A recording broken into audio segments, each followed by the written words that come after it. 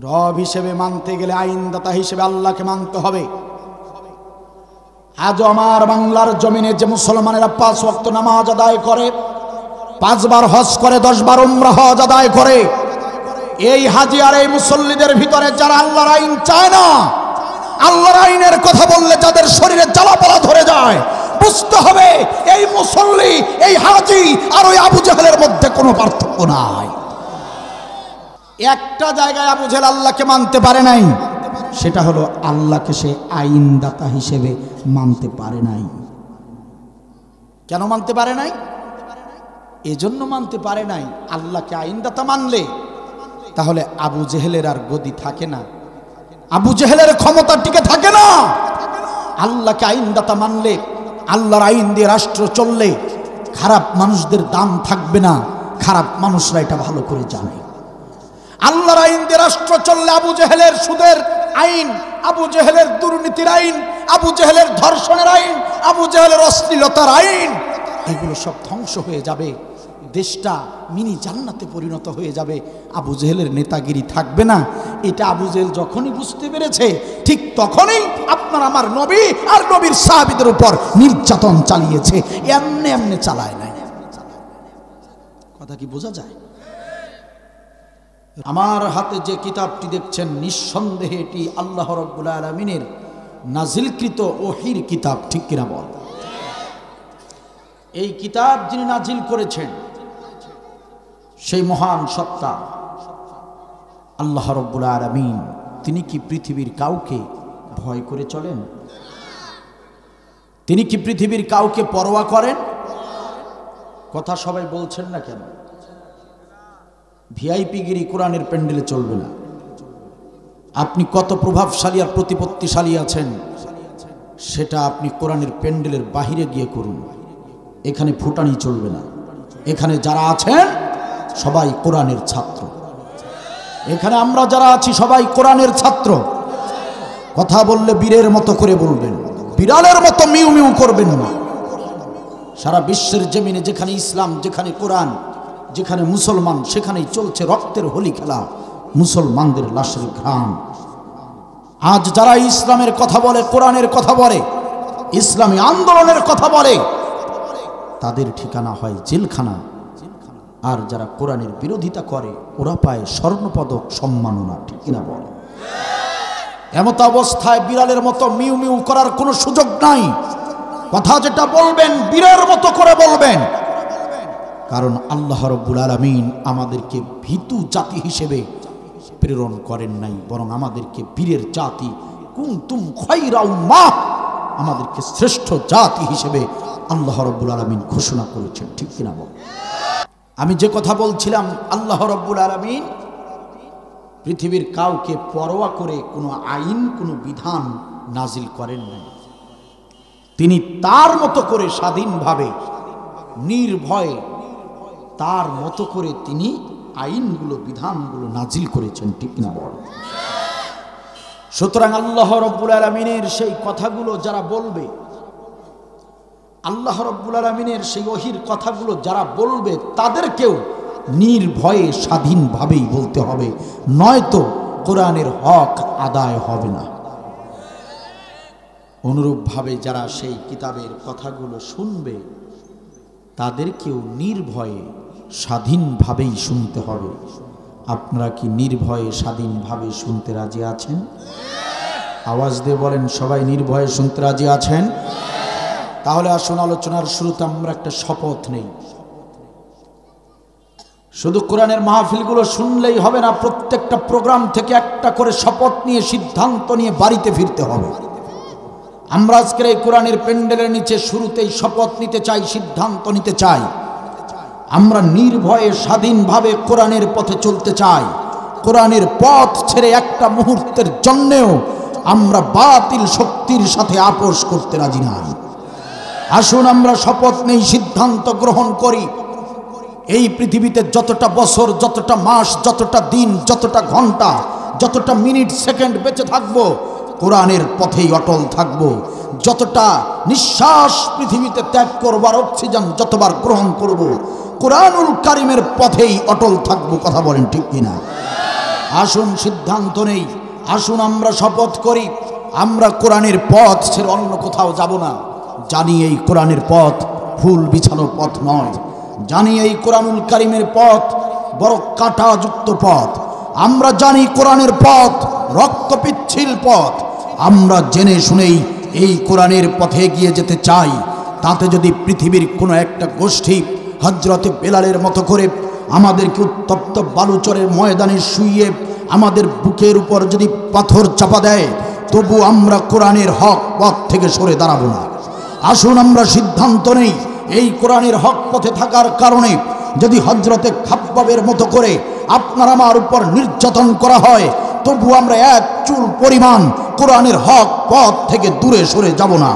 আসুন আমরা সিদ্ধান্ত নেই, কোরআনের এই হক পথে থাকার কারণে পৃথিবীর কোনো গোষ্ঠী, কোনো বাতিল শক্তি অথবা কোনো জালিম শক্তি যদি আপনার উপর আমার উপর নির্যাতনের স্টিম রোলার চালিয়ে দেয়, অথবা মিথ্যা মামলা দিয়ে যদি জেলখানার অন্ধকার প্রকোষ্ঠে মৃত্যু রেখে দেয়, অথবা যদি আমাদেরকে ফাঁসির মঞ্চে দাঁড় করিয়ে আমাদেরকে যদি ঝুলিয়ে দেয়, আমরা হাসতে হাসতে ফাঁসির কাষ্টে ঝুলতে রাজি আছি, কিন্তু একটা মুহূর্তের জন্যেও বাতিল শক্তির কাছে মাথা নত করব না। কারা কারা রাজি আছো? দুহাত তুলে আল্লাহকে দেখাও।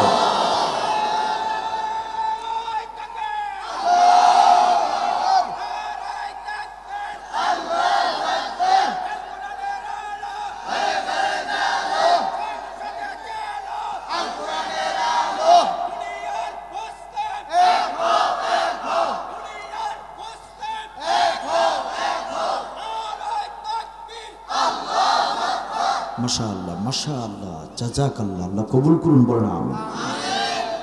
আমি কোরআনুল কারীমের 114টি সূরার ভেতর থেকে অতীব গুরুত্বপূর্ণ, বিশেষ মর্যাদাপূর্ণ অন্যতম একটি সূরা, 13 নম্বর সূরা, সূরা আর-রা'দ, নাজিল হয়েছে মদিনায়। 13 নম্বর সূরা, 20, 21, 22, 23, 24, 5টি আয়াত। 20, 21, 22, 23, 24, 5টি আয়াত আমি আপনাদের সামনে শুরুতেই তিলাওয়াত করেছি। 5টি আয়াত আপনাদের সামনে তিলাওয়াত করেছি। আল্লাহ রাব্বুল আলামিন এই 5টি আয়াতের ভিতর মাত্র একটি বিষয় আলোচনা করেছেন। চিল্লায় বলুন আল্লাহু আকবার। সূরা আর-রা'দ 13 নম্বর সূরার 20 থেকে 24 নম্বর আয়াত মনে থাকবে আপনাদের। এই 5টি আয়াতকে ঘিরে আল্লাহ রাব্বুল আলামিন খুবই গুরুত্বপূর্ণ একটি বিষয়ে আলোকপাত করেছেন। জবান খুলে বলতে হবে, আয়াত কয়টি? আলোচনার বিষয় কই বলছেন? কই সবাই? কষ্ট হচ্ছে আপনাদের? কথা বলতে হবে তো। আলোচনার বিষয় একটি, আয়াত কয়টি? 5টি।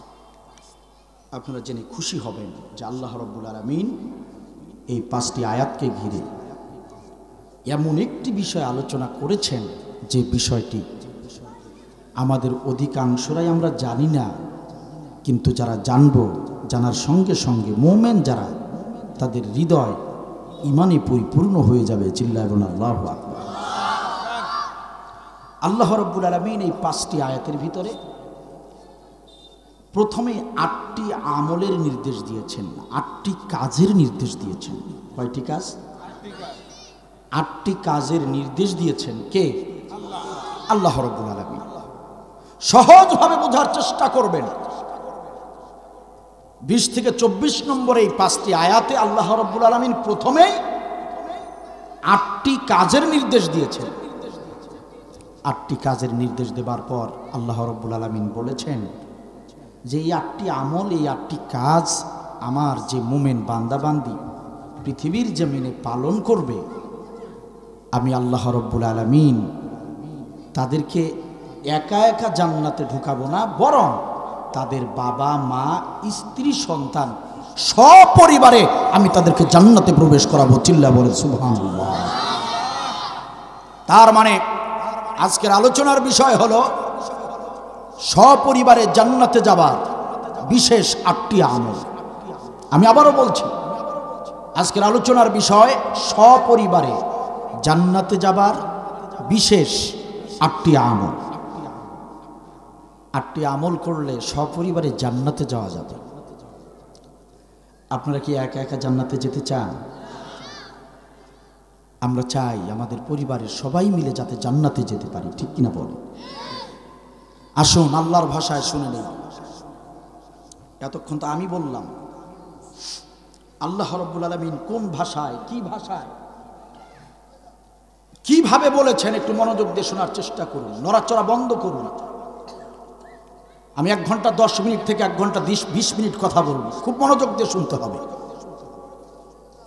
দেখেন আল্লাহ কিভাবে বলেছেন, এই 8টি আমল করলে কি কি পুরস্কার আল্লাহ তাদেরকে দিবেন। দেখুন আল্লাহ কত সুন্দর করে প্রাঞ্জল ভাষায় কি সুন্দর করে সুসংবাদ দিয়েছেন। আমার দিকে লক্ষ্য করেন। আল্লাহ রাব্বুল আলামিন বলেন, দুনিয়ার জীবনে আমার মুমিন বান্দা বান্দিরা এই 8টি আমল যারা করবে, আমি আল্লাহ রাব্বুল আলামিন তাদেরকে বিশেষ কিছু পুরস্কার দিব। সুবহানাল্লাহ বলেন। পুরস্কার হলো জান্নাতু আদনি ইয়াদখুলুনাহা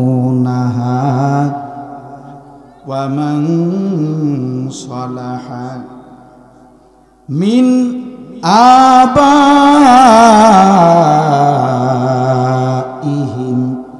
ওয়া আজওয়াজিহিম ওয়া যুররিয়াতিহিম। পৃথিবীর জমিনে আমার যে বান্দা বান্দিরা এই বিশেষ 8টি কাজ করবে, আমি আল্লাহ রাব্বুল আলামিন তাদের জন্য জান্নাতের দরজা খুলে দেব, তাদেরকে জান্নাতে প্রবেশ করাবো। সেই জান্নাতে তারা একা প্রবেশ করবে না, আবাইহিম ওয়া আজওয়াজিহিম ওয়া যুররিয়াতিহিম। তারা তাদের বাবা মা, তারা তাদের স্ত্রীগণ এবং সন্তানদেরকে সাথে নিয়ে, সমস্ত সদস্যদেরকে সাথে নিয়ে সপরিবারে তারা জান্নাতে প্রবেশ করবে। চিৎকার দিয়ে বলেন সুবহানাল্লাহ। শুধু তাই নয় আমার বান্দা বান্দি শোনো, এই বিশেষ 8টি আমল যদি দুনিয়ার জীবনে তোমরা করতে পারো, তোমাদেরকে যখন আমি সপরিবারে জান্নাতে প্রবেশ করাবো, তখন তোমাদের জন্য আরো পুরস্কার রয়েছে। ওয়াল মালাইকাতু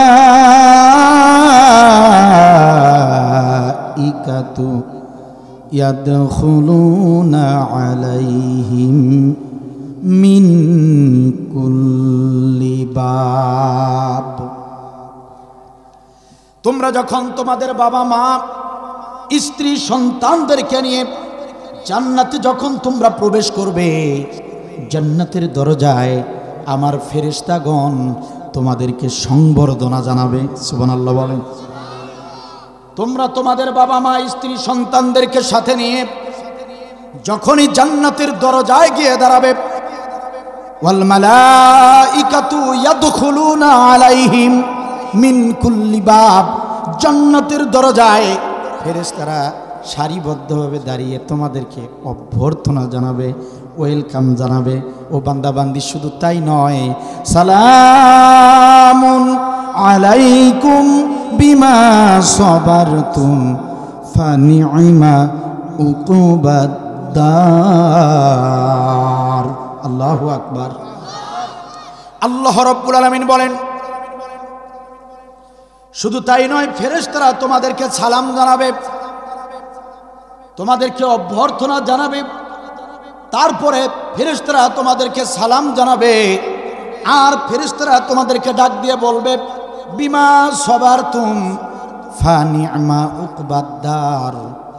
পৃথিবীর জমিনে বড় তোমরা কষ্ট করেছ, পৃথিবীর জমিনে বড় ধৈর্যের সঙ্গে তোমাদের জীবদ্দশায় বড় ধৈর্য সহকারে বিশেষ 8টি আমল পৃথিবীতে করেছিলে। অনেক ভালো ভালো আমল কষ্ট করে করেছিলে, ধৈর্যের সঙ্গে ভালো কাজগুলো করার কারণে ফানি'মা উকবাদ্দার, আল্লাহ রাব্বুল আলামিন তোমাদেরকে জান্নাত নামক নেয়ামতের মালিক বানিয়ে দিয়েছে। সুবহানাল্লাহ। তো আসতে হবে। ফেরেশতারা সংবর্ধনা জানাবে, সালাম জানাবে, আর বলবে, এ রহিমউদ্দিন করিমউদ্দিন আব্দুল বারী, পৃথিবীর জমিনে বড় ধৈর্যের সঙ্গে কষ্ট করে নেক আমলগুলো করেছিলে, এই কারণে আল্লাহ রাব্বুল আলামিন তোমাদেরকে এই জান্নাতের মালিক বানিয়ে দিয়েছেন। চিল্লায়ে বলেন সুবহানাল্লাহ। এই জান্নাত নামক নিয়ামতের অধিবাসী তোমাদেরকে করে দিয়েছেন। চিল্লায়ে বলেন আল্লাহু আকবার। বোরহানউদ্দিন উপজেলার মুসলমানেরা, তাহলে ভালো করে বুঝুন, বিশেষ 8টি আমল করলেই যদি বাবা মা স্ত্রী সন্তানদেরকে সাথে নিয়ে জান্নাতে প্রবেশ করা যায়, বিশেষ 8টি আমল করলেই যদি সপরিবারে জান্নাতে ঢুকে যায়, সপরিবারে জান্নাতে যদি প্রবেশ করা যায়, একটু জবান খুলে দিয়ে বলুন, সেই বিশেষ 8টি আমল জানার দরকার আছে না নাই? জানার পর মানার দরকার আছে না নাই? আছে, আছে, দরকার আছে। আচ্ছা বলুন তো ভাইয়েরা আমার, এই যে আল্লাহ রাব্বুল আলামিন যে বললেন, এতক্ষণ তো আল্লাহর ভাষায় কথা বললাম। কার ভাষায়? আল্লাহর ভাষায়। আল্লাহ রাব্বুল আলামিন বললেন যে তোমাদেরকে পিতা মাতা স্ত্রী সন্তানদেরকে সাথে নিয়ে তোমরা জান্নাতে প্রবেশ করবে, তারপর ফেরেশতারা সালাম জানাবে, অভ্যর্থনা দিবে। আচ্ছা এগুলো কি আপনাদের বিশ্বাস হয়? আল্লাহর এই কথাগুলো আপনাদের বিশ্বাস হয়? একটু একটু পরিপূর্ণভাবে বিশ্বাস হয়? কোরআনুল কারীমের বক্তব্য আপনাদের কি বিশ্বাস হয়? কোনো সন্দেহ আছে? যিনি বলেছেন, যার বক্তব্য, তিনি কে? তিনি কখনো মিথ্যা বলেছেন? বলেন, বলবেন? আবার যে কিতাবে এসেছে বক্তব্য, সেই কিতাবে কোনো ধরনের ভুল আছে? থাকলেও ছোটখাটো 2-1টা ভুল থাকতে পারে, এর বেশি নয়। ঠিক কিনা বল? নাউজুবিল্লাহ। একটা ভুল আছে কি? সম্মানিত ভাইয়েরা আমার, নাপিত যদি চুল কাটতে গিয়ে ভুল করে, তাহলে সেটা হয়ে যায় নতুন স্টাইল। কোন রাজনীতিবিদ বক্তব্য দিতে গিয়ে যদি ভুল কোনো বক্তব্য দেয়, সেটার নাম হয়ে যায় নতুন আইন। আমার দেশের কোনো বিজ্ঞানী যদি ভুল গবেষণা করে, সেটার নাম হয়ে যায় নতুন উদ্ভাবন। আর আমার দেশের কোনো দর্জি কাপড় কাটতে গিয়ে যদি ভুল করে, সেটার নাম হয়ে যায় নতুন ফ্যাশন। ঠিক কিনা বলেন? আমার দেশের কোনো শিক্ষক যদি ভুল শিক্ষা দেয়, সেটার নাম হয়ে যায় নতুন থিওরি। আর আমার দেশের কোনো আলেম ছোট্ট একটা ভুল করলে, আমার জাতির লোকেরা বলে ওটা নাকি চরম ভণ্ডামি। সম্মানিত ভাইয়েরা আমার, এজন্য আল্লাহ রাব্বুল আলামিন এমন একটি কিতাব নাজিল করেছেন যে কিতাবের ভিতরে কোনো ভুল নাই। যারাই সেই কিতাব থেকে বক্তব্য দিবে, তারা সঠিকটাই বলবে। ঠিক কিনা বলেন? এই কিতাব থেকে যারা কথা বলে, তারা সঠিকটাই বলে। আর এই কিতাব থেকে যারা বলে না, তাদের বক্তব্যের ভিতরে ভুল হবে। ঠিক কিনা বলেন? সুতরাং সেই নির্ভুল কিতাব থেকে আলোচনা হবে। সম্মানিত ভাইয়েরা আমার, যে কিতাবের ভিতরে কোনো ভুল নাই, লা রাইবা ফি হুদাল লিল মুত্তাকিন, এমন একটি কিতাব যে কিতাবের ভিতরে কোনো ভুল নাই। ভুল তো নাই, ভুল হবার মতো সন্দেহের অবকাশ পর্যন্ত নাই। একটু জবান খুলে বলেন, কথা আমার নাকি আল্লাহ? কথা কার? আল্লাহর কথা হবে কোরআন থেকে। একটা একটা করে বিশেষ 8টি আমলের কথা আমি আপনাদের কান পর্যন্ত পৌঁছিয়ে দিয়ে যাব ইনশাআল্লাহ। তবে মনে করবেন না আমলগুলো বড় সস্তা আমল। আজকের এই 8টি আমল সস্তা কোনো আমল নয়। এই আমলগুলো কঠিন থেকে কঠিনতর। এই আমলগুলো আল্লাহ রাব্বুল আলামিন যে আমলের নির্দেশগুলো দিয়েছেন, এই 8টি আমলের কথা বলতে গিয়ে সম্মানিত ভাইয়ের আলোচনা কঠিন থেকে কঠিনতর হবে। আজকের আলোচনা তিক্ত থেকে তিক্তকর হবে। আজকের এই আলোচনা প্রকৃত মুমিন যারা তাদের হৃদয় ভরে যাবে, কিন্তু যাদের হৃদয়ে মুনাফিকি আছে তাদের হৃদয়ে তাদের কলিজা জ্বলে পুড়ে অঙ্গার হয়ে যাবে। সম্মানিত ভাইয়ের আমার, কোরআনুল কারীম থেকে আল্লাহর ভাষায় আলোচনা করব। আল্লাহ রাব্বুল আলামিন যেভাবে গুরুত্ব দিয়ে কথা বলেছেন, ঠিক সেভাবেই গুরুত্ব দিয়ে কথা বলার চেষ্টা করব। কোরআনুল কারীমের হক আদায় করে কথা বলতে গিয়ে যদি আজকের এই আলোচনা আমাদের মাহফিলের সভাপতির গায়ে লেগে যায়, তবু আমি আমার আলোচনা চালিয়ে যাব।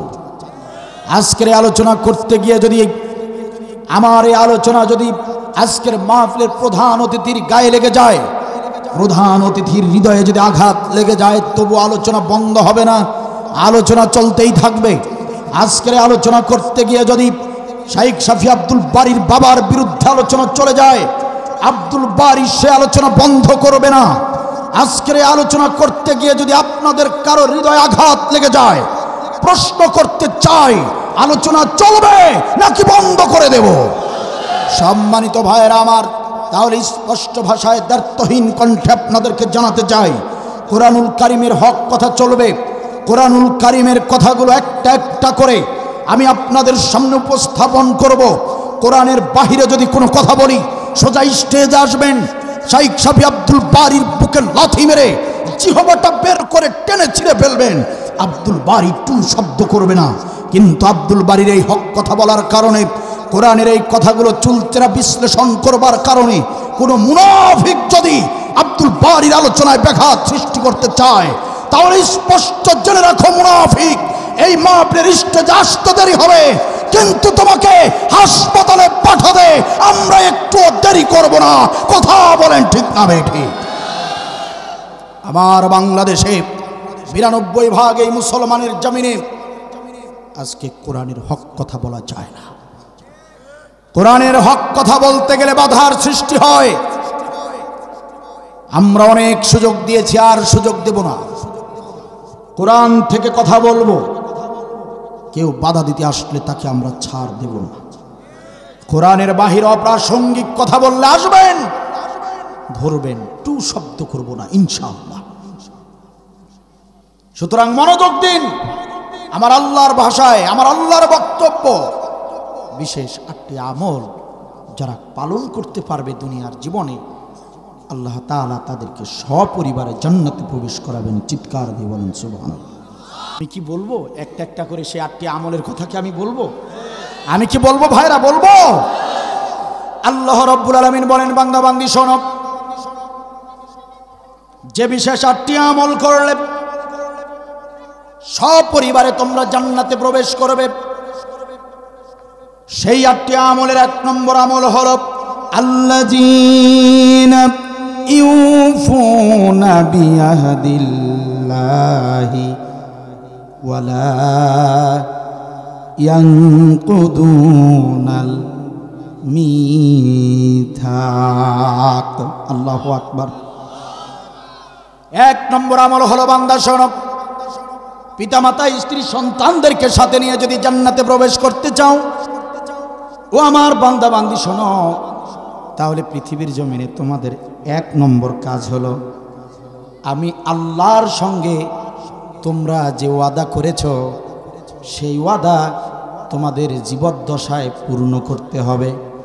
আমি আল্লাহর সঙ্গে যে ওয়াদা তোমরা করেছো, অঙ্গীকার করেছো, প্রতিশ্রুতিবদ্ধ হয়েছো, সেই ওয়াদা পূর্ণ করতে হবে। ওয়ালা ইয়ানকুদুনাল মিসাক, সেই ওয়াদা কিছুতেই খেলাপ করা যাবে না। কথা আমার নাকি আল্লাহ? আমি আল্লাহর সঙ্গে তোমরা যে ওয়াদা করেছিলে, আমি আল্লাহর সঙ্গে যে অঙ্গীকার হয়েছে, প্রতিশ্রুতি হয়েছে, সেই প্রতিশ্রুতি, সেই ওয়াদা পূর্ণ করো, বেঁচে থাকতে, মরার পর না। কথা কি বোঝা যায়? পৃথিবীর জমিনে তোমাদের জীবদ্দশায় সেই ওয়াদা পূর্ণ করো, এটা 1 নম্বর শর্ত যদি সপরিবারে জান্নাতে প্রবেশ করতে চাও। কথা কার? অনেকের মনে প্রশ্ন হতে পারে, হুজুর আল্লাহ রাব্বুল আলামিনের সঙ্গে দেখাই হলো না, কোনোদিন কথা পর্যন্ত হলো না, কবে আবার আল্লাহকে কি ওয়াদা করলাম, কোথায়, কবে, কিভাবে, কখন? কারণ আমরা যে আল্লাহকে ওয়াদা দিয়েছি সেই ওয়াদা দেওয়ার কথা আমাদের কারোরই স্মরণ নাই। স্মরণ আছে নাকি? আমাদের যে স্মরণ থাকবে না সেটা আল্লাহ রাব্বুল আলামিন তিনি ভালো করেই জানেন। কারণ আমাদের সৃষ্টি করেছেন যিনি, আমাদের শরীরের অনুভূতি কোষগুলো সৃষ্টি করেছেন তিনি। আমাদের যে মনে থাকবে না, স্মরণ থাকবে না, সেটা আল্লাহ ভালো করেই জানেন। এই জন্য কোরআনুল কারীমে আল্লাহ রাব্বুল আলামিন সেই ওয়াদার ঘটনার কথা বিস্তারিত বর্ণনা করেছেন। চিৎকার দিয়ে বলেন সুবহানাল্লাহ। ও ভোলা জেলার মুসলমানেরা, কান লাগিয়ে শুনুন। আমি এই আয়াতের ব্যাখ্যা যখন নোট করতেছিলাম, আমি এই আলোচনা নোট করতে গিয়ে এই বিশ্বের জমিনের একটি প্রসিদ্ধ তাফসিরি গ্রন্থ রয়েছে, তাফসিরে কাশশাফ। এই তাফসিরে কাশশাফের যিনি মুফাসসির আল্লামা জামাখশরী রাহমাতুল্লাহি আলাইহি, তিনি এই আয়াতের ব্যাখ্যা করতে গিয়ে বলেন, আল্লাহ রাব্বুল আলামিন যে ওয়াদার কথা বলেছেন, 1 নম্বর যে আমলের নির্দেশ দিয়েছেন, ওয়াদা পূর্ণ করো, এই ওয়াদা পৃথিবীর জমিনে হয় নাই। মুফাসসির বলেন এই ওয়াদা হয়েছিল পৃথিবীতে আমরা আসার অনেক আগে, রুহের জগতে। চিল্লায় বলেন সুবহানাল্লাহ। কোন জগতে? রুহের জগতে।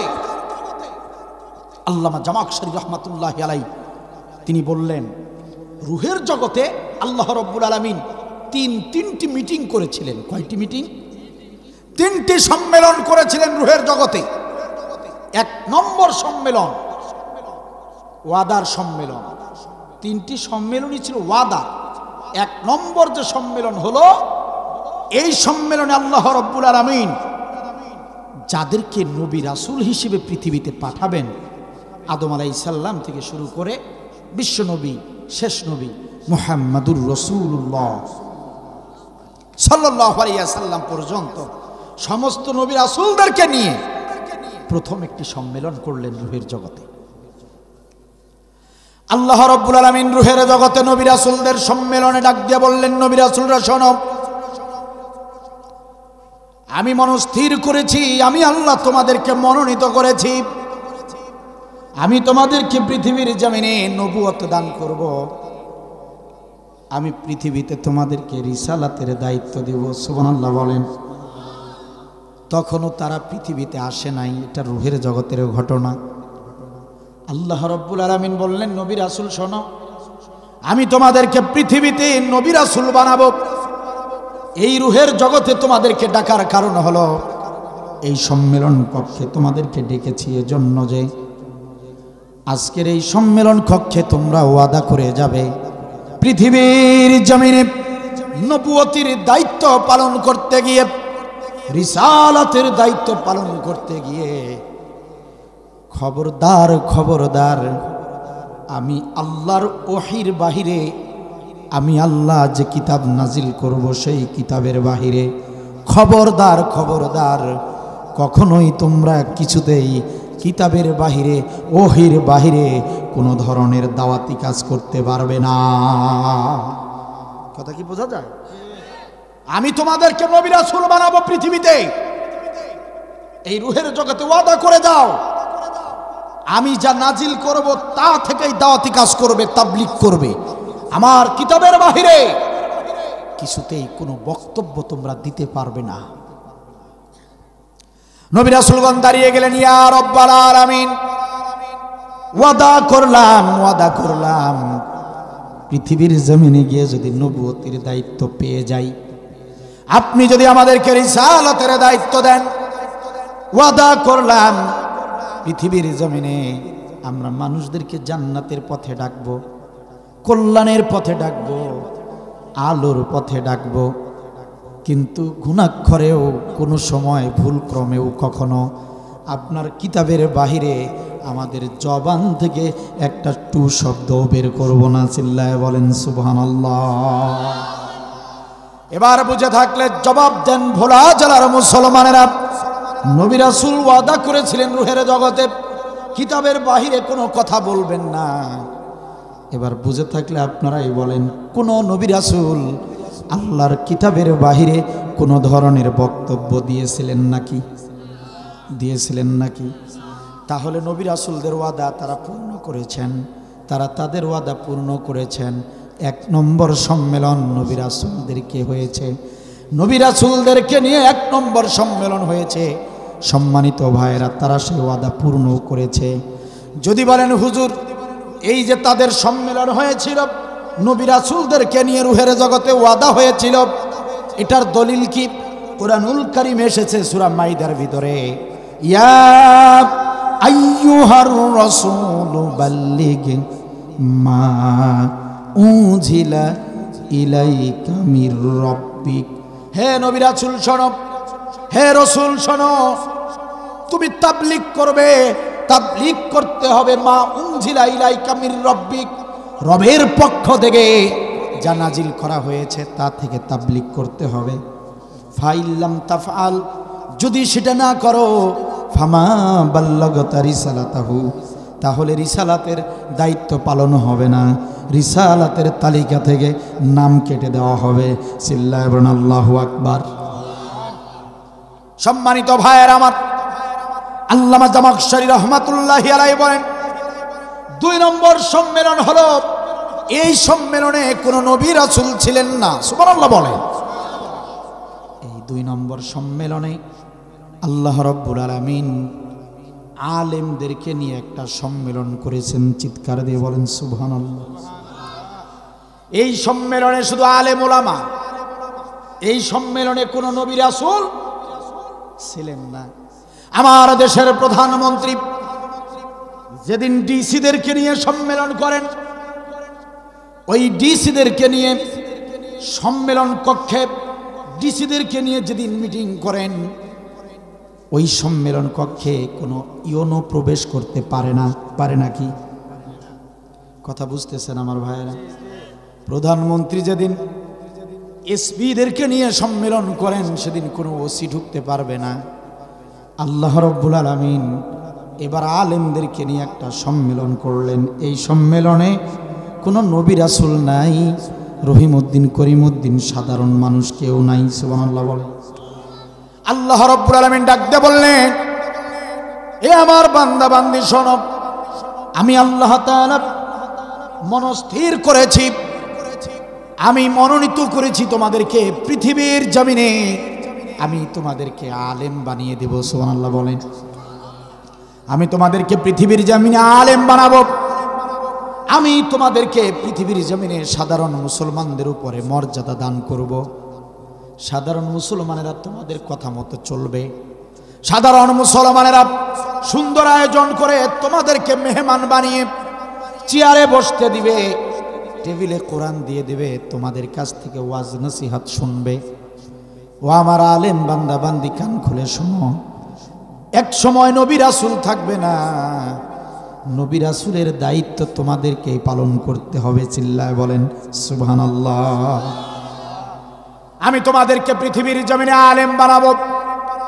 আজকের এই রুহের জগতে তোমাদেরকে ডাকার কারণ হলো, পৃথিবীর জমিনে যাবার আগে এই রুহের জগতে তোমাদেরকে একটা ওয়াদা করতে হবে। ওই পৃথিবীর জমিনে গিয়ে তোমরা যেহেতু আলেম ওলামা, তোমরা দাওয়াতি কাজ করবে, ওয়াজ নসিহত করবে। ওয়াদা করে যাও রে বান্দা, ওয়াদা করে যাও। বাতিল শক্তির ভয়ে, জালিম শক্তির ভয়ে, কারো রক্ত চক্ষুর ভয়ে আমার কিতাবের কোনো হক কথা গোপন করতে পারবে না। সমস্ত আলেম ওলামা দাঁড়িয়ে গেলেন। আল্লাহ রাব্বুল আলামিনকে ডাক দিয়ে বললেন, ইয়া রাব্বাল আলামিন, ওয়াদা করলাম, ওয়াদা করলাম, পৃথিবীর জমিনে গিয়ে যদি আলেম হই, আপনি যদি আমাদেরকে আলেম বানান, আলেমের মর্যাদা যদি আমরা পেয়ে যাই, ওয়াদা করে গেলাম রব্বুল আলামিন পৃথিবীর জমিনে বাতিল শক্তিকে ভয় করব না, কোনো জালিম শক্তিকে ভয় করব না। প্রয়োজনে শরীরের বিন্দু বিন্দু রক্ত ঝরিয়ে দেব, প্রয়োজনে হাসতে হাসতে ফাঁসির কাষ্টে ঝুলে যাব, একটা মুহূর্তের জন্যেও কোরআনের হক পথ ছাড়ব না। চিৎকার দিয়ে বলেন সুবহানাল্লাহ। বোরহানউদ্দিন উপজেলার মুসলমানেরা কান লাগান, আমি রমজান মাসে এই আলোচনা নোট করতেছিলাম। আমি যখন এই আয়াতের নোট করতে গিয়ে আলেম উলামার ওয়াদার বিষয়টা যখন আমি লিখতেছিলাম, বারবার আমার দেশের কয়েকজন আলেমের কথা মনে পড়ে গেল, কিছু হক্কানি আলেমদের কথা মনে পড়ে গেল। মুফাসসির বললেন, আলেম উলামা আল্লাহর কাছে ওয়াদা করেছেন তারা বাতিলকে ভয় করবে না, জালিম শক্তির ভয়ে তারা কোরআনের হক কথা বন্ধ করবে না, হক পথ থেকে বিচ্যুত হবে না। সম্মানিত ভাইয়েরা আমার, মনে পড়ে গেল আমার দেশের কিছু আলেমের কথা, যারা ইচ্ছা করলেই নিজেদের প্রাণ বাঁচাতে পারত, বাতিল শক্তি জালিম শক্তির সঙ্গে আপোষ করলেই, জালিম শক্তির সঙ্গে সমঝোতা করলেই, একটা সিগনেচার করে দিলেই, সমঝোতা চুক্তি স্বাক্ষরিত হয়ে গেলেই ফাঁসিতে ঝুলতে হতো না, সরকারি গাড়িতে চড়িয়ে তাদেরকে বাড়ি পর্যন্ত পৌঁছিয়ে দেওয়া হতো। ঠিক কিনা বলেন? তারা যদি ইচ্ছা করতেন নিজেদের জীবন বাঁচাতে পারতেন, তারা যদি ইচ্ছে করতেন আরাম আয়েশে বাকি জীবন কাটাতে পারতেন, কিন্তু তারা সেটা করেন নাই।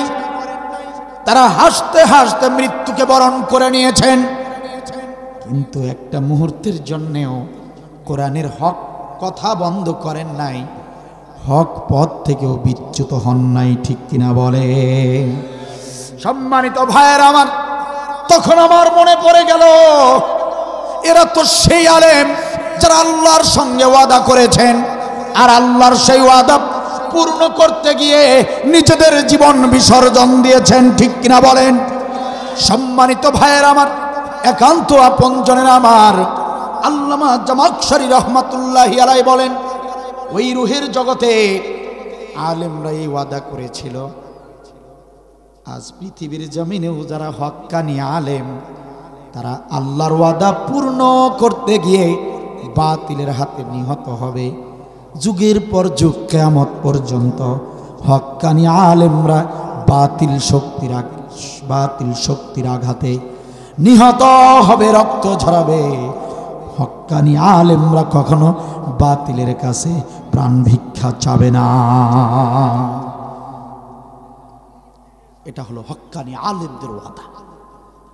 যারা হক্কানি আলেম তারা আল্লাহর ওয়াদা পূর্ণ করবে, কিন্তু যারা মুনাফিক আলেম, যারা দুনিয়ার জীবনটাকে প্রাধান্য দিয়েছে, 60 বছরের 80 বছরের এই জিন্দেগি আরাম আয়েশে থাকার জন্য ঈমান বিক্রি করে দিয়েছে, বাতিলের সাথে হাত মিলিয়েছে, এরা আল্লাহর ওয়াদা এরা পূর্ণ করতে পারবে না। হক্কানি আলেম যারা, তারা আল্লাহর ওয়াদা পূর্ণ করতে জীবন দিয়ে দেবে, আর মুনাফিক আলেম যারা, তারা আল্লাহর ওয়াদা খেলাপ করে 80 বছরের জীবনটাকে প্রাধান্য দিবে। কথা বলেন ঠিক কিনা? সম্মানিত বোরহানউদ্দিন উপজেলার মুসলমানেরা শুনুন, আমাদের কপাল পোড়া, আমরা হতভাগা, আমরা আমাদের নবী রাসূল দেখতে পারি নাই, আমরা নবীর সাহাবীদেরকে দেখি নাই, আমরা তাবেঈন দেখি নাই, আমরা হযরতে ইমাম আবু হানিফাকে দেখতে পারি নাই, আমরা হযরতে ইমাম বুখারীকে দেখি নাই, আমরা আমাদের দেশের হযরতে শাহজালালকে দেখি নাই, কিন্তু আমরা কয়েকজন আলেমকে দেখেছি।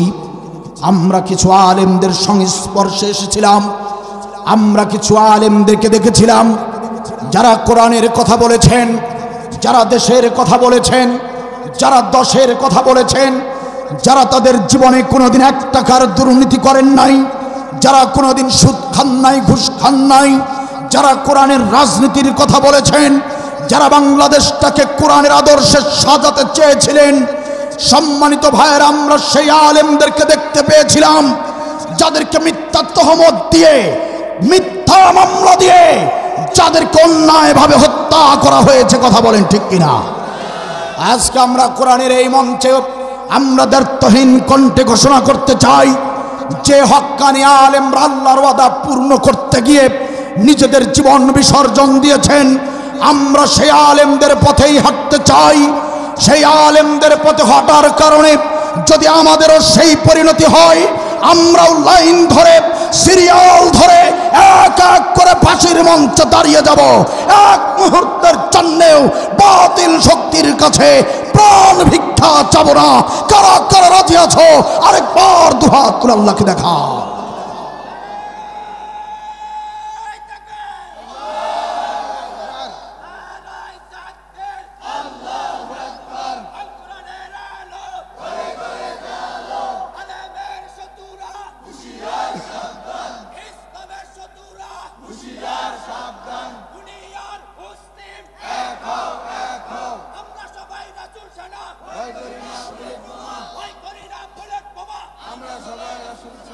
মাশাআল্লাহ, জাযাকাল্লাহ, আল্লাহ কবুল করুন, বলেন আমিন। সম্মানিত ভাইয়েরা আমার, আল্লামা জামাখশরী রহমাতুল্লাহি আলাইহি বলেন ৩ নম্বর যে সম্মেলন হলো, এই সম্মেলনে কোন এই সম্মেলনে ছিলেন সারা পৃথিবীর সাধারণ মানুষ যারা, তারা চিল্লা বলেন সুবহানাল্লাহ। আল্লাহ রাব্বুল আলামিন বললেন, বান্দা বান্দি শোনো, আমি তোমাদেরকে একটা সাজানো গোছানো পৃথিবীতে পাঠাতে চাই।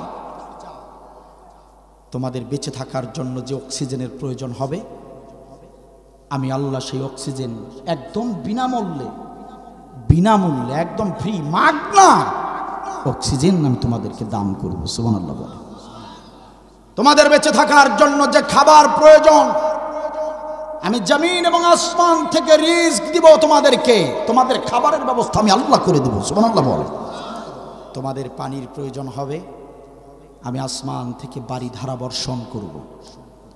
তোমাদের যা যা লাগবে, পৃথিবীটা সুন্দর করে সাজিয়ে গুছিয়ে পৃথিবীতে তোমাদেরকে আমি পাঠিয়ে দেব। বান্দা বান্দি, আজকের এই সম্মেলন কক্ষে একটা ওয়াদা করে যেতে হবে, পৃথিবীর জমিনে তোমরা শুধুমাত্র কেবলমাত্র একমাত্র আমি আল্লাহকেই রব হিসেবে মানবে, অন্য কাউকে মানতে পারবে না। ওয়াদা করে যাও। চিল্লা বলেন সুবহানাল্লাহ। আলাস্তু বিরব্বিকুম, এ বান্দা বান্দি বল, আমি কি তোদের রব নই? তখন আমরা সমস্বরে স্লোগান দিয়ে বলেছিলাম, কলু বালা, অবশ্যই অবশ্যই আপনি আমাদের রব। পৃথিবীর জমিনে আপনাকে ছাড়া আর কাউকে আমরা রব হিসেবে গ্রহণ করব না। চিল্লা বলেন আল্লাহু আকবার। আল্লাহ রাব্বুল আলামিন সে কথাই বললেন সূরা রদের 20 নম্বর আয়াতের ভিতরে, সে কথাই বললেন, আল্লাযীনা ইউফুনা বিআহদিল্লাহি ওয়ালা ইয়ানকুদুনাল মিথাক। হে আমার বান্দা বান্দি, ওই যে রুহের জগতে কথা দিয়েছিলে, রুহের জগতে ওয়াদা করেছিলে, পৃথিবীর জমিনে আমি আল্লাহকে তোমরা রব হিসেবে গ্রহণ করবে। তোমরা যদি সপরিবারে জান্নাতে প্রবেশ করতে চাও, 1 নম্বর শর্ত হলো ওই রুহের জগতের ওয়াদা পূর্ণ করো। 1 নম্বর কাজ, 1 নম্বর আমল, ওয়াদা পূর্ণ করো। বেঁচে থাকতেই পূর্ণ করো, পৃথিবীতে থাকতেই পূর্ণ করো, রব হিসেবে আমাকে গ্রহণ করো। এখন যদি প্রশ্ন করি, বলেন তো মুসলমানেরা, আমাদের রব কে? আরেকটু আওয়াজ দিয়ে বলতে হবে, আমাদের রব কে? সম্মানিত ভাইয়ের আমার, মুখে মুখে বলাই যায় আল্লাহ আমার রব, সেই রবই আমার সব। আপনাদেরকে জিজ্ঞাসা করলাম, চিৎকার দিয়ে বললেন আমাদের রব আল্লাহ। মুখে বলাটা যত সহজ, সম্মানিত ভাইরা, রব হিসেবে মানাটা ততটা সহজ নয়। আমার দেশের অধিকাংশ মুসলমানেরাই আল্লাহকে এখনো রব হিসেবে মানতে পারে নাই। সম্মানিত ভাইরা আমার, একান্ত আপনজনেরা আমার, সম্মানিত ভাইয়ের আমার, এই কুরআনুল কারীমের ভিতরে 5টি অর্থে রব শব্দ এসেছে। আমি রব সম্পর্কে আলোচনা করব না, আমি 8টি আমল সম্পর্কে আলোচনা করব। শুধু এই রব সম্পর্কে 5টি অর্থ নিয়ে একটুখানি টাচ দিতে চাই। এই কুরআনুল কারীমে 5টি অর্থে রব শব্দ এসেছে। 1 নম্বর রব শব্দের অর্থ সৃষ্টিকর্তা। যারা আল্লাহকে রব হিসেবে মেনে নিতে চায়, সৃষ্টিকর্তা হিসেবে আল্লাহকে মেনে নিতে হবে। 2 নম্বর রব শব্দের অর্থ রিজিক দাতা। যারা আল্লাহকে রব হিসেবে মেনে নিতে চায়, রিজিক দাতা হিসেবে আল্লাহকে মেনে নিতে হবে। 3 নম্বর রব শব্দের অর্থ আইনদাতা। যারা আল্লাহকে রব হিসেবে মেনে নিতে চায়, আইনদাতা হিসেবে আল্লাহকে মানতে হবে। 4 নম্বর রব শব্দের অর্থ উপাস্য। যারা আল্লাহর উপাসনা করবে, তারাই আল্লাহকে রব হিসেবে মানতে পারবে। 5 নম্বর রব শব্দের অর্থ মালিক। মালিক হিসেবেও আল্লাহকে মানতে হবে। এই 5টি ক্ষেত্রে যদি আল্লাহকে মানতে পারেন, তবে আল্লাহকে প্রকৃত অর্থে রব হিসেবে মানা যায়। সম্মানিত ভাইয়েরা আমার, একান্ত আপনজনেরা আমার, আমরা আল্লাহকে সৃষ্টিকর্তা হিসেবে মানি। আমাদের সৃষ্টিকর্তা আল্লাহ, এতে কোনো সন্দেহ নাই। রিজিকদাতা হিসেবে আমরা এখনো সবাই আল্লাহকে মানতে পারি নাই। যদি আপনার রিজিকদাতা আল্লাহ হয়, তাহলে আপনার ঘুষ খাবার কোনো কথা নয়, ঠিক কিনা বলেন? খারাপ লাগছে আপনাদের? মোনাজাত দিয়ে দেব। কিছু ভাইয়েরা উঠে পড়েছে, জানিয়ে আলোচনা ভালো লাগবে না, কোরআনের কথা সবার ভালো লাগবে না। তা না, যদি একটু গান আর একটু কৌতুক হাসি তামাশা দিতাম, খুব ভালো লাগতো। তাহলে হুজুর খুব ভালো, 60,000 টাকাও দেওয়া যায়, গানও গাওয়া যায়, সেই হুজুররা খুব ভালো। কিন্তু কোরআন থেকে যখন মুফাসসিরদের দেয়া বক্তব্যগুলো যখন জাতির সামনে তুলে ধরব, তখন এক শ্রেণীর মানুষ বেজার। হরিণের কিচ্ছা বললে খুব খুব ভালো। আমি শুরুতেই বলেছি, আলোচনা সবার সহ্য হবে না। খারাপ লাগছে আপনাদের? আমি মজা দেওয়ার জন্য কোনো মাহফিলে যাই না। ভালো লাগা না লাগা সেটা আপনাদের ব্যাপার। আমি আমার কোরআনের হক আদায় করে কথা বলে যাই, যাতে করে কাল হাসরের ময়দানে আমাকে কাঠগড়ায় দাঁড়াতে না হয়। শুনে যান, কপাল খুলে যাবে। আপনার রিজিকদাতা যদি আল্লাহ হয়, তাহলে আপনি কেন ঘুষ খান? আপনার রিজিকদাতা যদি আল্লাহ হয়, এটা যদি আপনি বিশ্বাস করেন, তাহলে 30 লক্ষ টাকা ঘুষ দিয়ে আপনার ছেলেকে ওই চাকরি নিয়ে দিতেন না, যে চাকরি করার অর্থই হলো আপনার ছেলে ঘুষ খেয়ে খেয়ে সব টাকা তুলে নিবে। কে বলেছে আপনার রিজিকদাতা আল্লাহ? আপনার রিজিকদাতা আল্লাহ হলে আপনি তো সুদ খেতেন না। জলের ভিতরে যত প্রাণী বাস করে, কোটি কোটি বিলিয়ন মিলিয়ন মাখলুক রয়েছে আল্লাহর, জলের ভিতরে বাস করে। তার ভিতরে একটি হচ্ছে তিমি। একটা নীল তিমির ওজন হয় 5,000 টন। এখানে আমরা যে কয়েকজন আছি, প্যাকেট করে তার মুখে ছেড়ে দিলে ওর ব্রেকফাস্ট হবে না। কত পরিমাণ খাবার খায় তারা। এই খাবার সাপ্লাই কে দেন? কে দেন? অথচ আমরা হলাম ছোট প্রাণী। মানুষ কি ছোট প্রাণী? আমরা খাই কয় প্লেট? 2 প্লেট খেলে পেট ভরে যায়। আর আমাদের খাওয়া পড়ার জন্য আমরা আল্লাহকে রিজিকদাতা হিসেবে গ্রহণ না করে আমরা সুদ খাই, আমরা ঘুষ খাই, আমরা দুর্নীতি করি, দেশের টাকা বিদেশে পাচার করি। কথা বলেন ঠিক ঠিক কিনা বলেন?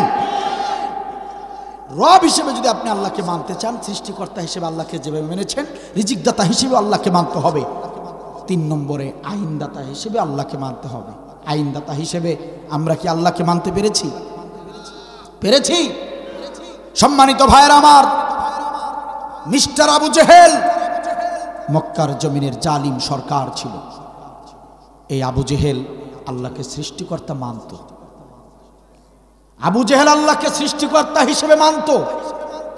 প্রমাণ সূরা যুখরুফ, লাইন সালতাহুম মান খলাকাহুম। হে নবী, আপনি আবু জেহেলকে জিজ্ঞাসা করেন তোমার সৃষ্টিকর্তা কে? আবু জেহেল বলেছে লা ইয়াকুলুন্নাল্লাহ, আমার সৃষ্টিকর্তা তিনি আল্লাহ। সুবহানাল্লাহ বলবেন না? আল্লাহ রাব্বুল আলামিন নবীকে বললেন, নবীজি আপনি আবু জেহেলকে জিজ্ঞাসা করুন, কাফেরদেরকে জিজ্ঞাসা করুন, কুল মাইয়ারযুকুকুম মিনাস সামাই ওয়াল আরদ, আসমান আর জমিনে যে রিজিক দেওয়া হয় এই রিজিক কে দেন? তোমাদের রিজিক দাতা কে? ফাসায়াকুলুনাল্লাহ। আবু জেহেল আর কাফেররা তারা বলবে আমাদের রিজিক দাতাও আল্লাহ। সুবহানাল্লাহ বলবেন না? আবু জেহেল মালিক হিসেবে আল্লাহকে গ্রহণ করেছিল। বিপদ আপদে পড়লেই আবু জেহেল কাবার গিলাফ ধরে বলতো, কাবার মালিক আমাকে সাহায্য করো। উপাস্য হিসেবেও আল্লাহকে আবু জেহেল মেনেছিল, কিন্তু ভেজাল ছিল একটুখানি, সেটা হলো আল্লাহর উপাসনা করত, আবার 360টা দেবদেবীরও উপাসনা করত। তাহলে আবু জেহেল সৃষ্টিকর্তা হিসেবে আল্লাহকে মেনেছে, রিজিকদাতা হিসেবে আল্লাহকে মেনেছে, আবু জেহেল মালিক হিসেবে আল্লাহকে মেনেছে, আবু জেহেল উপাস্য হিসেবে আল্লাহকে মেনেছে। একটা জায়গায়, রব শব্দের অর্থ কয়টা? একটা জায়গায় আবু জেহেল আল্লাহকে মানতে পারে নাই, সেটা হলো আল্লাহকে সে আইনদাতা হিসেবে মানতে পারে নাই। কেন মানতে পারে নাই? এজন্য মানতে পারে নাই, আল্লাহকে আইনদাতা মানলে তাহলে আবু জেহেলের আর গদি থাকে না, আবু জেহেলের ক্ষমতা টিকে থাকে না। আল্লাহকে আইনদাতা মানলে, আল্লাহর আইন দিয়ে রাষ্ট্র চললে খারাপ মানুষদের দাম থাকবে না, খারাপ মানুষরা এটা ভালো করে জানে। আল্লাহর আইন দিয়ে রাষ্ট্র চললে আবু জেহেলের সুদের আইন, আবু জেহেলের দুর্নীতির আইন, আবু জেহেলের ধর্ষণের আইন, আবু জেহেলের অশ্লীলতার আইন, এগুলো সব ধ্বংস হয়ে যাবে, দেশটা মিনি জান্নাতে পরিণত হয়ে যাবে, আবু জেহেলের নেতাগিরি থাকবে না। এটা আবু জেহেল যখনই বুঝতে পেরেছে, ঠিক তখনই আপনার আমার নবী আর নবীর সাহাবীদের উপর নির্যাতন চালিয়েছে, এমনি এমনি চালায় নাই। কথা কি বোঝা যায়? রব হিসেবে মানতে গেলে আইনদাতা হিসেবে আল্লাহকে মানতে হবে। আজ আমার বাংলার জমিনে যে মুসলমানেরা 5 ওয়াক্ত নামাজ আদায় করে, 5 বার হজ করে, 10 বার উমরা হজ আদায় করে, এই হাজি আর এই মুসল্লিদের ভিতরে যারা আল্লাহর আইন চায় না, আল্লাহর আইনের কথা বললে যাদের শরীরে জ্বালাপোড়া ধরে যায়, বুঝতে হবে এই মুসল্লি, এই হাজি আর ওই আবু জেহেলের মধ্যে কোনো পার্থক্য নাই। শুধু নামাজ রোজা হজ জাকাত করলেই মোমেন হওয়া যায় না, আল্লাহকে আইনদাতা হিসেবে মানতে হবে। যদি আল্লাহকে রব হিসেবে মানতে চান, তাহলে 1 নম্বর কাজ হচ্ছে রব হিসেবে মানতে হবে আল্লাহকে, ওয়াদা পূর্ণ করতে হবে। আর রব হিসেবে মানতে গেলে আল্লাহকে আইনদাতা মানতে হবে। সম্মানিত ভাইয়েরা, এবার বলুন, আমাদের সবাইকে আল্লাহর আইনদাতা, আল্লাহকে আইনদাতা মানার দরকার আছে না নাই? আল্লাহকে আইনদাতা কিভাবে মানবেন? আল্লাহর আইন প্রতিষ্ঠার চেষ্টা যখন করবেন, তাহলেই বোঝা যাবে যে আপনারা আল্লাহকে আইনদাতা মানতে চান। আর আল্লাহর আইন প্রতিষ্ঠার চেষ্টা করবেন না, কোশ্চিন কালেও নামাজ রোজা হজ জাকাত আল্লাহর দরবারে কবুল হবে না। আল্লাহর আইনের পক্ষে থাকতে হবে, আল্লাহর আইনের পক্ষে স্লোগান দিতে হবে। আল্লাহর আইনের বিরোধিতা করে নামাজ রোজা হজ জাকাত করে আব্দুল্লাহ বিন উবাইয়ের সঙ্গে জাহান্নামে যেতে হবে, তাছাড়া উপায় থাকবে না। ঠিক কিনা বল? সম্মানিত ভাইয়েরা আমার, আল্লাহ রাব্বুল আলামিন বলেন, সপরিবারে জান্নাতে যারা যেতে চাও, 2 নম্বরের আমল হলো, তোমরা যারা পিতামাতা সন্তান স্ত্রীদেরকে নিয়ে জান্নাতে যেতে চাও, 2 নম্বরের আমলটা শুনে নাও। ওয়াল্লাযীনা ইয়াসিলুনা মা আমারাল্লাহু বিহি আইয়ুসাল। আল্লাহু আকবার। আল্লাহ রাব্বুল আলামিন বলেন, তোমরা যারা সপরিবার জান্নাতে প্রবেশ করতে চাও, 2 নম্বর কাজটা হলো আত্মীয়তার সম্পর্ক মজবুত করো, আত্মীয়তার সম্পর্ক মজবুত করো, আত্মীয়তার সম্পর্ক ছিন্ন করো না। তার মানে হলো, যারা সপরিবারে জান্নাতে যেতে চান, একটু জবান খুলে বলেন, আত্মীয়তার সম্পর্ক মজবুত করার দরকার আছে না নাই? আমার দেশের মুসলমানেরা আত্মীয়তার সম্পর্ক মজবুত করাকে আমলই মনে করে না, অথচ এই কুরআনুল কারীমের ভিতরে 40টি আয়াত দিয়ে আত্মীয়তার সম্পর্ক মজবুত করা আল্লাহ রাব্বুল আলামিন ফরজ করে দিয়েছেন। সুবহানাল্লাহ বলেন। ওই যে নামাজ আদায় করা যেমন ফরজ, নামাজের ওয়াক্ত হয়ে গেলে নামাজ আদায় করা যেমন ফরজ, হজ যাকাত রোজা যেমন ফরজ, অনুরূপ কুরআনুল কারিমে আত্মীয়তার সম্পর্ক মজবুত করা এটাও তেমন একটি ফরজ আমল। চিৎকার দিয়ে বলেন সুবহানাল্লাহ। সম্মানিত ভাইয়েরা আমার দেশের বর্তমান পরিস্থিতির দিকে একটাবার লক্ষ্য করেন। বোরহানউদ্দিন উপজেলার প্রভাবশালী একজন ব্যক্তি খান বাহাদুর সাহেব, উদাহরণস্বরূপ বলতেছি আমার ভাইরা কান লাগিয়ে শুনুন। খান বাহাদুর সাহেব টাকা পয়সার অভাব নাই, 5 ওয়াক্ত নামাজ মসজিদে জামাতে গিয়ে আদায় করে, হজ করেন, যাকাত দেন, দান সৎকার সব সময় করেন, অনেক পরহেজগার ব্যক্তি। খান বাহাদুর সাহেবের আমলের অভাব নাই। ওই খান বাহাদুরের ছোট্ট মেয়েটা, সবার ছোট যে মেয়েটা, সেই মেয়েটার বিয়ের অনুষ্ঠান উপলক্ষে খান বাহাদুর সাহেব তার বাড়িটা সুন্দর করে বৈদ্যুতিক ডিজিটাল আলোকসজ্জা দিয়ে সাজিয়েছেন। খান সাহেবের বাড়ি থেকে শুরু করে বোরহানউদ্দিন উপজেলার মেইন রোড পর্যন্ত বাড়ির রাস্তায় সুন্দর করে আলোকসজ্জা দিয়ে সাজিয়েছেন। মেইন রোডের সামনে বিশাল একটা গেট বানিয়েছেন। সেই গেটের উপরে ডিজিটাল ব্যানার, লাইটিং করা ব্যানার, সেখানে লেখা শুভ বিবাহ। সম্মানিত ভাইয়েরা আমার, টাকা পয়সাওয়ালা প্রতিপত্তিশালী প্রভাবশালী লোকেরা এভাবে অনুষ্ঠান করে কি করে না?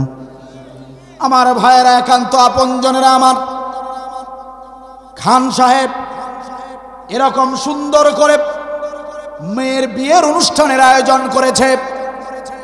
বোরহানউদ্দিন উপজেলা চেয়ারম্যান যিনি, তাকে দাওয়াত করেছেন। পৌরসভার মেয়র, তাকেও তিনি দাওয়াত করেছেন। ইউনিয়ন পরিষদের চেয়ারম্যান যিনি, তাকেও তিনি দাওয়াত করেছেন মেয়ের বিয়েতে।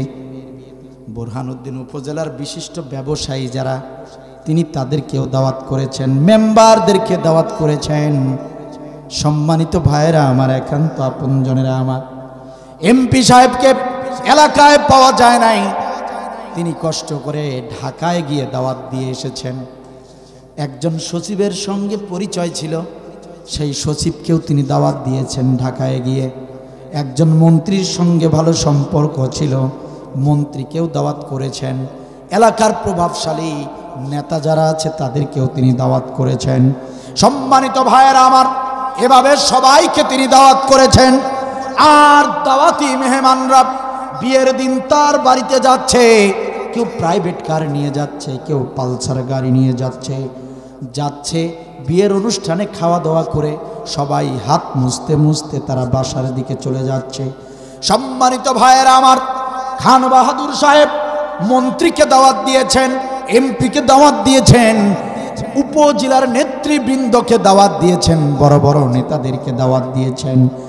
খান সাহেব বড় প্রভাবশালী মানুষদেরকে দাওয়াত দিয়েছেন। অথচ খান সাহেবের বাড়ির পাশেই আপন রক্তের ভাতিজা ভ্যান চালিয়ে খায় বলে, রিক্সা চালিয়ে খায় বলে, গরিব এতিম ভাতিজা, গরিব হবার কারণে খান সাহেব ওই ভাতিজাকে দাওয়াত দেয় নাই। এত মানুষদেরকে তিনি দাওয়াত দিয়েছেন, কিন্তু আপন ভাতিজা গরিব হবার কারণে দাওয়াত পায় নাই। একটু জবান খুলে বলেন, এমন পরিবেশ পরিস্থিতি আমাদের সমাজে চলছে কি চলছে না? বোরহানউদ্দিন উপজেলার মুসলমানেরা, ওই ভ্যান চালক ভাতিজা যখন ভ্যানটা নিয়ে মেন রোডে ওঠে, হঠাৎ করে নজর পড়ে যায় চাচার বাড়ির দিকে। তাকিয়ে দেখে বাড়ি থেকে শুরু করে মেইন রোড পর্যন্ত আলোকসজ্জা দিয়ে সাজানো, সামনে বিশাল একটা গেট, 5 লক্ষ টাকা দিয়ে গেট বানিয়েছে। গেটের দিকে একবার তাকায়, ভাতিজা উপরের দিকে তাকিয়ে দেখে গেটের উপরে ডিজিটাল ব্যানারে লেখা শুভ বিবাহ। ভাতিজার বুঝতে দেরি হয় না, নিশ্চয়ই নিশ্চয়ই ওই ছোট্ট বোনটার বিয়ে, যে ছোট্ট বোনটাকে ছোটবেলা কত যত্ন করেছি, কত আদর করেছি, যে ছোট্ট বোনটাকে এত যত্ন করে আদর করে বড় করেছিলাম, ওই ছোট্ট বোনটার আজকে বিয়ে। ভাতিজার চোখ বেয়ে বেয়ে টপ টপ করে পানি পড়তে শুরু হয়ে যায়। আহারে চাচা যান, আমাকে কেন দাওয়াত দিলেন না? এক মুঠো ভাত নাই বা খেতাম, পোলাও কোরমা নাই বা খেতাম। একটা বার ছোট্ট বোনটাকে বিদায় বেলায় একটা বার দোয়া করার সুযোগ যদি পেতাম। আহারে ছোট্ট বোনটার বিয়ে, অথচ আমাকে চাচা যান একটুও জানালো না। আরেকটা বার তাকিয়ে দেখে চাচার বাড়ি থেকে প্রভাবশালী ব্যক্তিরা, বড় বড় নেতারা, দূর দূরান্তের লোকেরা খেয়ে খেয়ে চলে যায়। পালসার গাড়ি নিয়ে যায়, প্রাইভেট কার নিয়ে তারা খেয়ে খেয়ে চলে যাচ্ছে। ভাতিজা এই দৃশ্যগুলো দেখার সাথে সাথেই ভাতিজার চোখের পানি টপ টপ করে জমিনে পড়তে থাকে। সম্মানিত ভাইয়েরা আমার, একান্ত আপনজনেরা আমার, ওই খান সাহেব বাহাদুর যত বড়ই পাক্কা নামাজি হোক না কেন, ওই খান সাহেব বাহাদুর যতবারের হাজি হোক না কেন, যত বড়ই জাকাত দানকারী হোক না কেন, ওই ভ্যান চালক ভাতিজা যখন ওই চাচার বাড়ির গেট দেখে, বিয়ের অনুষ্ঠান দেখে, মনের কষ্টে যখন একটা ফোঁটা চোখের পানি ফেলেছে, ওই ভাতিজার চোখের পানি জমিনে পড়তে দেরি হয়, ওরকম পরহেজগার চাচার সমস্ত আমলগুলো ধ্বংস হতে দেরি হয় না।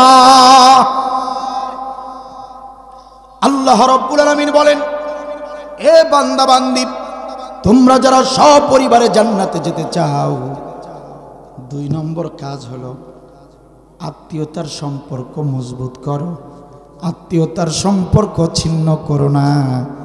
যারা সপরিবারে জান্নাতে যেতে চাও, আত্মীয়তার সম্পর্ক মজবুত করো। একটু জবান খুলে বলেন বক্তব্য কার?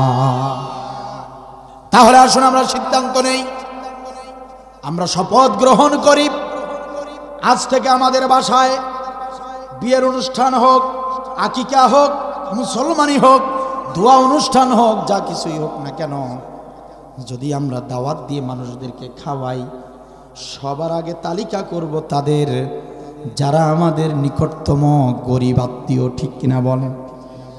নিকটতম গরিব আত্মীয় যারা, তাদের নামগুলো আগে তালিকাভুক্ত করব। সম্মানিত ভাইয়েরা, আপনি মন্ত্রীকে দাওয়াত করবেন, আল্লাহ নিষেধ করে নাই। আপনি এমপিকে দাওয়াত করবেন, মেয়রকে দাওয়াত করবেন, আপনি রংপুরের আব্দুল বারীকে দাওয়াত করবেন, ইসলামে নিষেধ নাই। শুধু জেনে রাখবেন, সবার আগে আত্মীয়দের হক, তারপরে যদি টাকা থাকে, সাধ্য যদি থাকে, আপনি কাকে দাওয়াত করবেন করেন, কোনো সমস্যা নাই। সম্মানিত ভাইয়েরা আমার, আসুন আমরা শপথ নেই, আমরা আত্মীয়তার সম্পর্ক আজ থেকে মজবুত করব। অনেকের সঙ্গে কলহ বিবাদ আছে।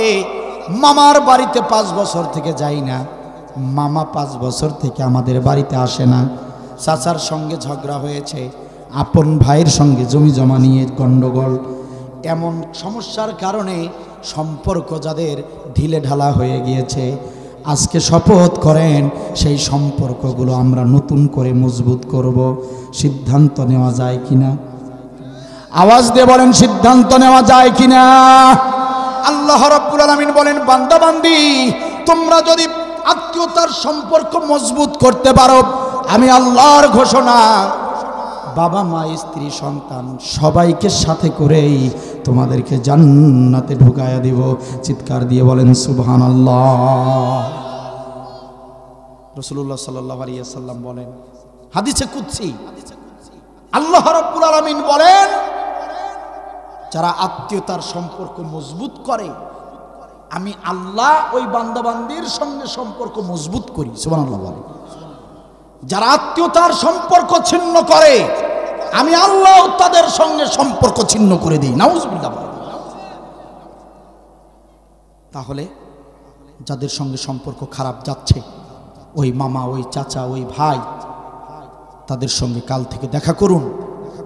আপনি নিজে আগ বাড়িয়ে কথা বলুন, হাত ধরে ফেলুন, দোকানে টেনে নিয়ে যান, বাজারে দেখা হয়েছে, হোটেলে নিয়ে যান, মিষ্টি খাওয়ান, চা খাওয়ান, এরপর বলেন মামা কালকে আমাদের বাসায় আপনাকে আসতেই হবে। বাসায় আসবে, মোরগ জবাই করে দিবেন, মোরগ নয় ডাল ভাত রান্না করে খাওয়াবেন। মামাকে বলবেন মামা যা হবার হয়েছে, সবকিছু ভুলে যাও মামা, সম্পর্ক আবার নতুন করে মজবুত করো মামা, সবকিছু ভুলে যাও। এরকম করে রাগ করে আর থেকো না, আপনি আপনার দায়িত্বটা পালন করুন। আপনার ভাইকে ডেকে বলুন, আপনার চাচাকে ডেকে বলুন, যার সঙ্গে সম্পর্ক খারাপ তাদের কাছে যান, তাদেরকে আহ্বান করুন।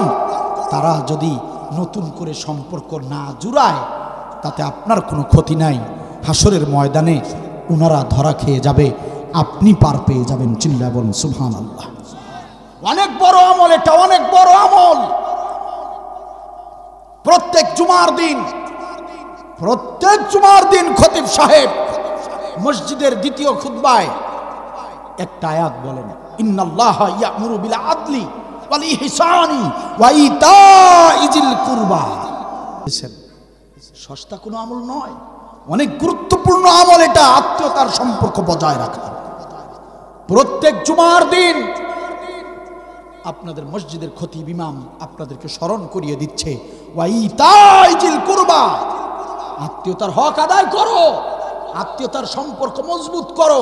প্রত্যেক জুমার দিনে আপনাদেরকে জানিয়ে দেওয়া হচ্ছে, আল্লাহ সেই সিস্টেম করে দিয়েছেন।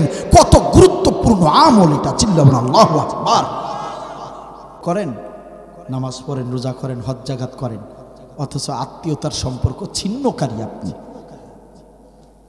মনে রাখবেন, ইসলামের প্রত্যেকটা আমলের সঙ্গে এক একটা আমলের অন্য আমলের সঙ্গে, প্রত্যেকটা আমলের সঙ্গে সংযুক্ত, সম্পৃক্ত।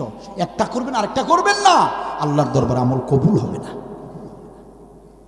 তাহলে বলেন তো বুরহানুদ্দিন উপজেলার মুসলমানেরা, আত্মীয়তার সম্পর্ক মজবুত করার দরকার আছে না নাই? কষ্ট হচ্ছে আপনার? 3 নম্বর আমল আল্লাহ রাব্বুল আলামিন বলেন,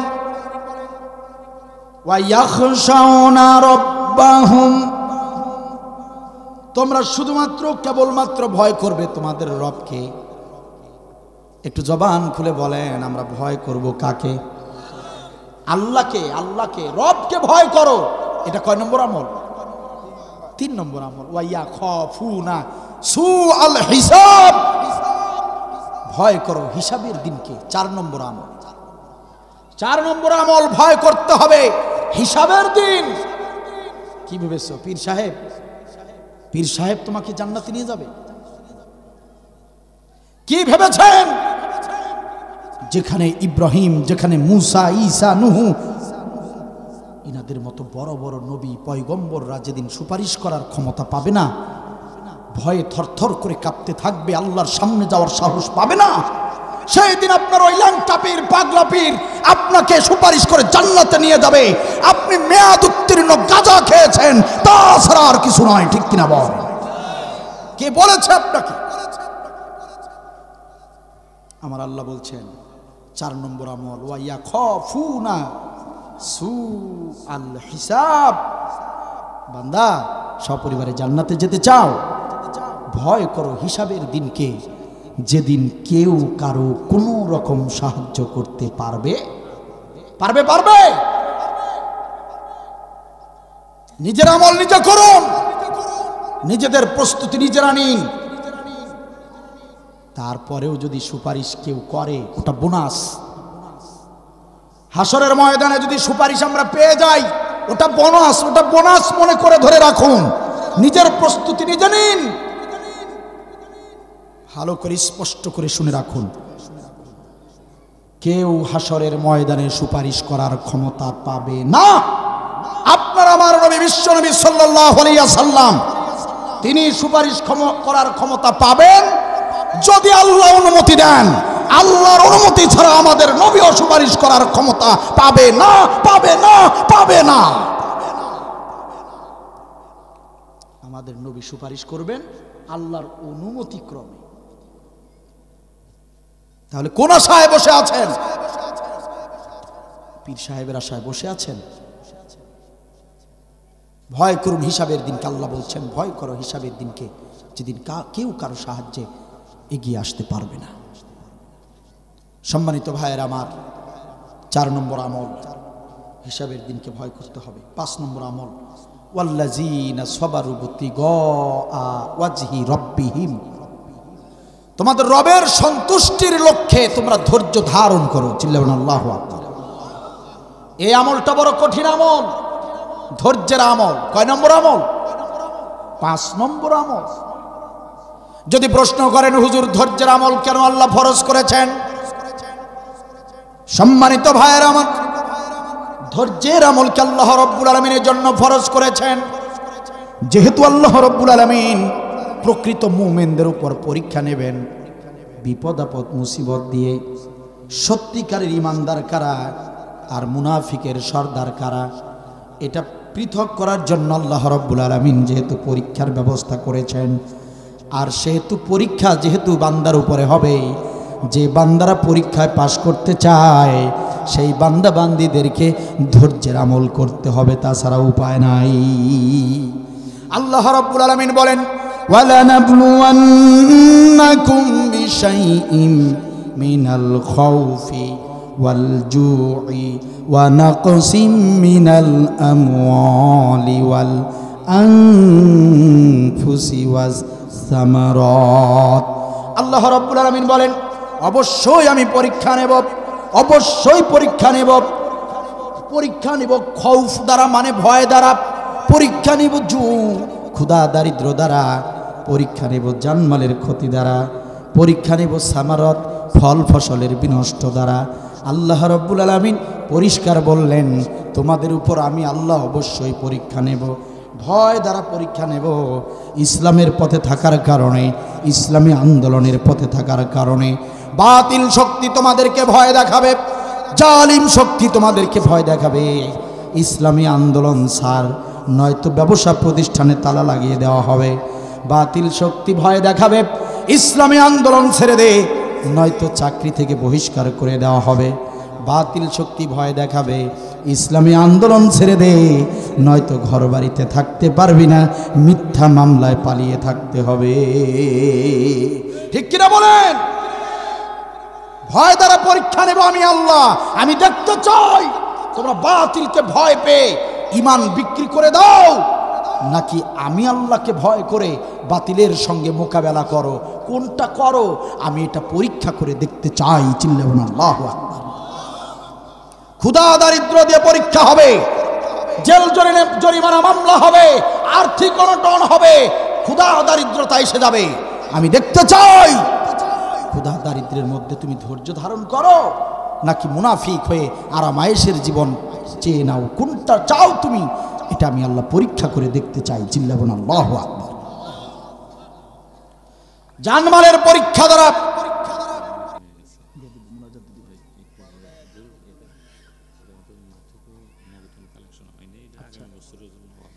ও আচ্ছা, জি জি,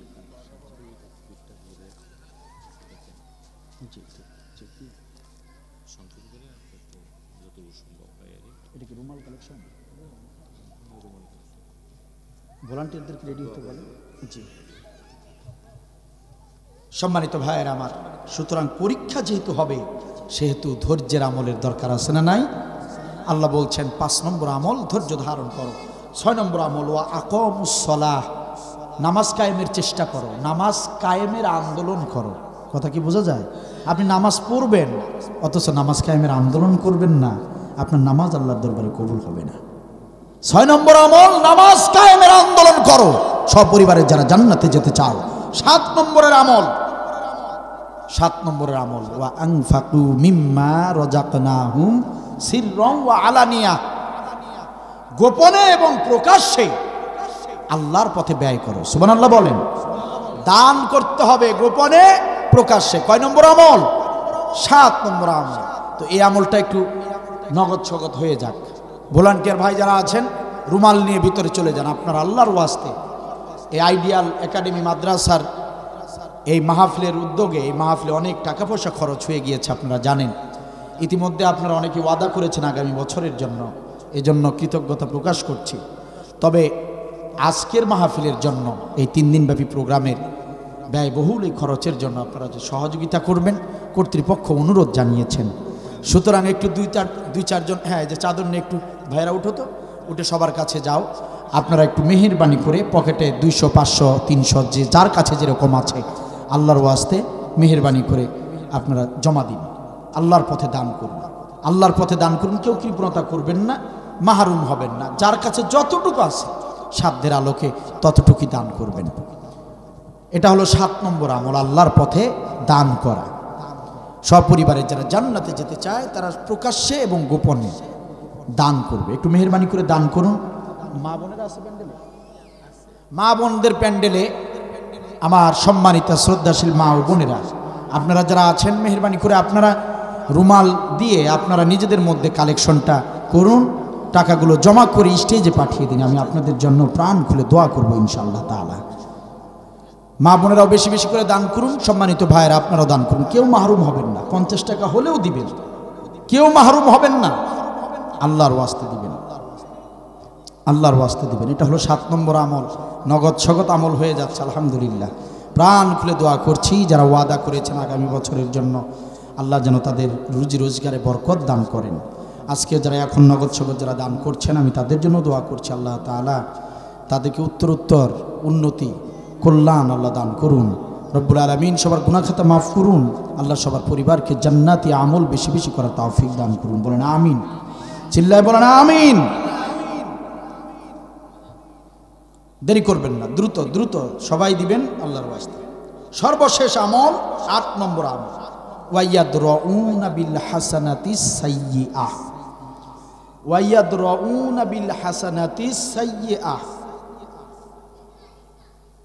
ভালো কাজ দিয়ে মন্দ কাজ দূর করে দিবা। সুবহানাল্লাহ বলেন। 8 নম্বর আমল। আল্লাহ বলেন, বান্দা বান্দি, ভালো ভালো কাজ দিয়ে মন্দ মন্দ কাজগুলোকে হটিয়ে দাও। সুবহানাল্লাহ বলবেন না? কিভাবে করবেন? কেউ আপনাকে গালি দিবে, আপনিও তাকে গালি দিবেন না। নেক্সটে আপনার সঙ্গে তার দেখা হয়ে গেলে আপনি তাকে সালাম দিবেন। তাহলে ভালো কাজ দিয়ে মন্দ কাজ কি হবে? পরাজিত হয়ে যাবে। আপনার কাছে অ্যান্ড্রয়েড ফোন আছে, ইউটিউবে আপনি যা চাবেন তাই পাবেন। ল্যাংটা নাচ গান আছে না নাই? নাটক সিনেমা আছে না নাই? তো আপনি কি করবেন? ভালো কাজ দিয়ে খারাপ কাজ হটিয়ে দিবেন। কেমনে? আপনি ইউটিউবে ওয়াজ শুনবেন, আপনি ইউটিউবে সার্চ দিয়ে কোরআন তেলাওয়াত শুনবেন, আপনি ইউটিউবে সুর সম্রাট মশিউর রহমানের সঙ্গীত শুনবেন, আবু উবায়দার সঙ্গীত শুনবেন, আপনি ইসলামী সঙ্গীতগুলো শুনবেন, ইসলামের কন্টেন্টগুলো আপনি দেখবেন। তাহলে দেখবেন অশ্লীল নাচ গান আপনার ইউটিউব চ্যানেলে আসবেই না। আপনি ভালো কাজগুলো করবেন, মন্দগুলো এমনিতেই দূর হয়ে যাবে। চিল্লাবেন আল্লাহু আকবার। এইরকম আপনার প্রত্যেকটা সেক্টরে, পরিবার, সমাজ, রাষ্ট্র, সব জায়গায় আপনি ভালো কাজ উপহার দিবেন, খারাপটা এমনিতেই দূর হয়ে যাবে। আল্লাহ বলেন 8 নম্বর আমল, ভালো কাজ দিয়া মন্দ কাজ তোমরা দূর করে দাও। চিৎকার দিয়ে বলেন সুবহানাল্লাহ। এই 8টি আমল যারা করবে, জান্নাতু আদনি ইয়াদখুলুনাহা মান সালাহা আবাইহিম আজওয়াজিহিম ওয়া যুররিয়াতিহিম। আল্লাহ বলেন, তোমরা তোমাদের বাবা মা, স্ত্রী, সন্তান সবাইকে নিয়ে তোমরা জান্নাতে চলে যাবা। চিল্লায় বলেন আল্লাহু আকবার। আরেকবার বলেন আল্লাহু আকবার। আমাকে সহ আমাদের সবাইকে এই আমলগুলো করার তৌফিক দান করুন। কর্তৃপক্ষ যারা আমার মতো নগণ্য অধম গুনাহগারকে দাওয়াত করে মেহমান হিসেবে আলোচনা রাখার সুযোগ করে দিয়েছেন, তাদের প্রতি আমি কৃতজ্ঞতা জানাচ্ছি, আন্তরিক শুভেচ্ছা জানাচ্ছি। কষ্ট করে বড় ধৈর্যের সঙ্গে, গান নাই, ফান নাই, কমেডি নাই, তিক্ত থেকে তিক্ত কথাগুলো, কঠিন থেকে কঠিন কথাগুলো যারা বসে বসে শুনলেন, আমি আপনাদের প্রতি কৃতজ্ঞতা প্রকাশ করছি, দোয়া করছি আল্লাহ তাআলা আপনাদেরকে মুখলিস বান্দা হিসেবে কবুল করুন। আল্লাহ তাআলা আপনাদেরকে মুজাহিদ বান্দা হিসেবে কবুল করুন। মা বোনদের জন্য দোয়া করছি, আল্লাহ তাআলা সবার নেক কামনা বাসনা পূর্ণ করুন। এখন আমাদের সম্মানিত সভাপতি সাহেব তিনি 2-4টি কথা বলবেন, তারপরে আমরা ইনশাআল্লাহ মুনাজাতের দিকে চলে যাব। কেউ উঠবেন না, সবাই বসেন, সংক্ষিপ্ত মুনাজাত করে তারপর বাসায় যাবেন ইনশাআল্লাহ। আসসালামু আলাইকুম ওয়া রাহমাতুল্লাহি ওয়া বারাকাতুহু। আমাদের অনেক রাত হয়ে গিয়েছে, অনেকের হয়তোবা রাত জাগার অভ্যাস নেই, তারপরও আমরা আল্লাহর কোরআনের দিকে চেয়ে আজকের এই জান্নাতি বাগান যে রাসূল সাল্লাল্লাহু আলাইহি ওয়াসাল্লামের জবান থেকে বেরিয়ে আসছে, যেখানে কোরআনের আলোচনা হয়, সেটা হচ্ছে জান্নাতি বাগান। এমন জান্নাতি বাগানের শেষ মুহূর্ত পর্যন্ত আল্লাহ পাক রব্বুল আলামিন আমাদেরকে কবুল করেছেন। এই জন্য আমরা শুকরিয়া আদায় করি, বলি আলহামদুলিল্লাহ। সবচেয়ে বড় কথা, সম্মানিত যারা উপস্থিত আছেন, ওনাদের উদ্দেশ্যে একটু কথা। আপনাদের যথাযথ মর্যাদা আমরা হয়তো বা দিতে পারি না, কারণ বিছনাগুলোর ভিতরে অনেক ময়লা ছিল, বালি ছিল। এগুলোর ভিতরে এত ত্যাগ তিতিক্ষার ভিতরেও যেহেতু আপনারা এই কোরআনকে ভালোবেসে কোরআনের মজলিসে অবস্থান করেছেন, এজন্য আপনাদের কাছে আমি বিনীতভাবে ক্ষমা প্রার্থী। মানুষ সুন্দরভাবে পরিচালনা করাতে পারি না, আমাদের এবার ব্যস্ততা ছিল এবং আমাদের সময়ও ছিল অনেক স্বল্প। এই জন্য আমরা এইবার হয়তো আয়োজনটা গতবারের মতো এত সুন্দর করে করতে পারি না। তবে ইনশাল্লাহ আপনারা যদি আপনাদের এই চেষ্টা অব্যাহত রাখেন, আগামী বছর এর থেকে আরও অনেক অনেক ভালো পরিবেশে আপনাদেরকে ইন্টারন্যাশনাল এবং জাতীয় পর্যায়ে আলেমদের ওয়াজ তাফসীর শোনার ব্যবস্থা করে দেব ইনশাআল্লাহ। আর এখানে আমাদের শফিউল্লাহ ভাই এবং কামাল, আমাদের শামসু ভাই, ওরা যারা এই কষ্ট করেছেন এবং যারা দূর দূরান্ত থেকে কালেকশন করে এই মাহফিলকে সহযোগিতা করেছেন, সবার প্রতি একেবারে অন্তঃস্থল থেকে কৃতজ্ঞতা প্রকাশ করছি। অনেক রাত হয়েছে গেছে, আরো বেশি কথা বলবো না। তো এই যত ভুল ত্রুটি হয়েছে, এই ভুল ত্রুটির জন্য আমরা ক্ষমা প্রার্থী, আর আমাদেরকে ক্ষমা করে দিবেন। আগামীতে যাতে আরো ভালোভাবে আয়োজন করতে পারি, এর জন্য আমাদের জন্য দোয়া করবেন। এইটুকু বললেই আজকে আমার বক্তব্য এখানে শেষ করছি। আল্লাহ হাফেজ।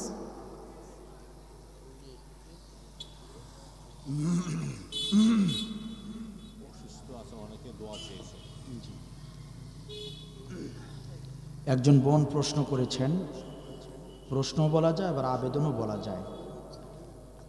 তিনি তার পরিচয় দিতে অনিচ্ছুক, পরিচয় দেননি। বোনটি তার পারিবারিক একটি বিষয় তুলে ধরেছেন যে তার বাবার অনেক টাকা পয়সা রয়েছে, ধন সম্পদ থাকার পরেও তার বাবা তার মাকে এবং তাদেরকে, সন্তানদেরকে মূল্যায়ন করেন না, তাদের বিষয়ে কোনো খোঁজ খবর নেন না, তাদেরকে দেখতে পারেন না। বাবা হয়ে সন্তানদেরকে দেখতে পারেন না, স্ত্রীর খোঁজও নেন না। তার ভাই বড় হয়েছে, ইনকাম করতে পারে, তার ভাইকে মূল্যায়ন করে, কিন্তু তাদেরকে মূল্যায়ন করে না। এবং যে মেয়েটি লিখেছেন, সেই মেয়েটি লিখেছেন যে তার ফুফা, তার চাচা, তাদেরকে মূল্যায়ন করে তার বাবা, কিন্তু এই মেয়ে এবং স্ত্রী তাদেরকে একদমই মূল্যায়ন করে না। এই বিষয়ে যেন আমি বলি। সে লিখেছে তার বাবা এই মাহফিলে উপস্থিত আছেন। আমি জানি না সেই বাবা এখানে আছেন কি না। অনুরোধ করব, নামাজ, রোজা, হজ, যাকাত যেমন ফরজ আমল, তেমনি স্ত্রী সন্তানদের প্রতি দায়িত্ব পালন করা, ওটাও ফরজ আমল। হ্যাঁ, সাংসারিক জীবনে, পারিবারিক জীবনে গ্যাপ থাকতেই পারে। আমি বলছি না যে পিতার দোষ, এভাবে একজন লিখলেই যে দোষারোপ করা যাবে কাউকে, এটাও না। আপনাদের মধ্যে কিছু একটা গ্যাপ আছে, স্ত্রী, সন্তান, স্বামী, আপনারা নিজেরাই আপনাদের গ্যাপ পূর্ণ করে নেবেন। আপনি বোন, আপনি যে কথা লিখেছেন, সন্তান হিসেবে যদি আপনার দায়িত্বের হেলা থাকে, অবহেলা থাকে, তাহলে আপনি আপনার দায়িত্ব পূর্ণ করুন। আর বাবা হিসেবে আপনার যদি দায়িত্বের ঘাটতি থাকে, আপনি আপনার ঘাটতি পূরণ করুন। আর স্ত্রী হিসেবে স্বামীর প্রতি দায়িত্ব কর্তব্য যদি ঘাটতি থাকে, আপনি স্ত্রী, আপনি আপনার স্বামীর প্রতি দায়িত্ব কর্তব্য পূর্ণ করুন। আর যে ভাই এখানে উপস্থিত আছেন বাবা হিসেবে, তাকেও বলবো, অনুরোধ করব যে আপনি এই বিষয়টি খুব সুন্দর ইসলামের দৃষ্টিতে দেখে নিজেদের মতো করে সংসারটাকে সুন্দর করার চেষ্টা করুন। আল্লাহ তাআলা আপনাদের পরিবারটিকে জান্নাতি পরিবার হিসেবে কবুল করুন। মেয়ের মনে ক্ষোভ, মেয়ের মনে অনেক কষ্ট, স্ত্রীর মনে কষ্ট, আশা করি আপনি তাদের কষ্ট দূর করবেন। তাদের প্রতি রাগান্বিত না হয়ে আপনি তাদের সঙ্গে সম্পর্ক আবার নতুন করে জোড়া লাগান, তাদের সঙ্গে ভালোবাসা দিয়ে পরিবারটাকে আরও সুন্দর করে তুলুন। সবাই বলেন আমিন। আমরা এখন মুনাজাতের দিকে চলে যাব। মুনাজাতে যাবার আগে একবার দরুদ ইব্রাহিম। আল্লাহুম্মা সাল্লি আলা মুহাম্মাদ ওয়া আলা আলি মুহাম্মাদ কামা সাল্লাইতা আলা ইব্রাহিম وعلى آل إبراهيم إنك حميد مجيد اللهم بارك على محمد وعلى آل محمد كما باركت على إبراهيم وعلى آل إبراهيم إنك حميد مجيد أستغفر الله ربي من كل ذنب وأتوب إليه لا حول ولا قوة إلا بالله العلي العظيم اللهم آمين ربنا ظلمنا أنفسنا وإن لم تغفر لنا وترحمنا لنكونن من الخاسرين ربنا لا تزغ قلوبنا بعد إذ هديتنا وهب لنا من لدنك رحمة إنك أنت الوهاب ربنا آتنا في الدنيا حسنة وفي الآخرة حسنة وقنا عذاب النار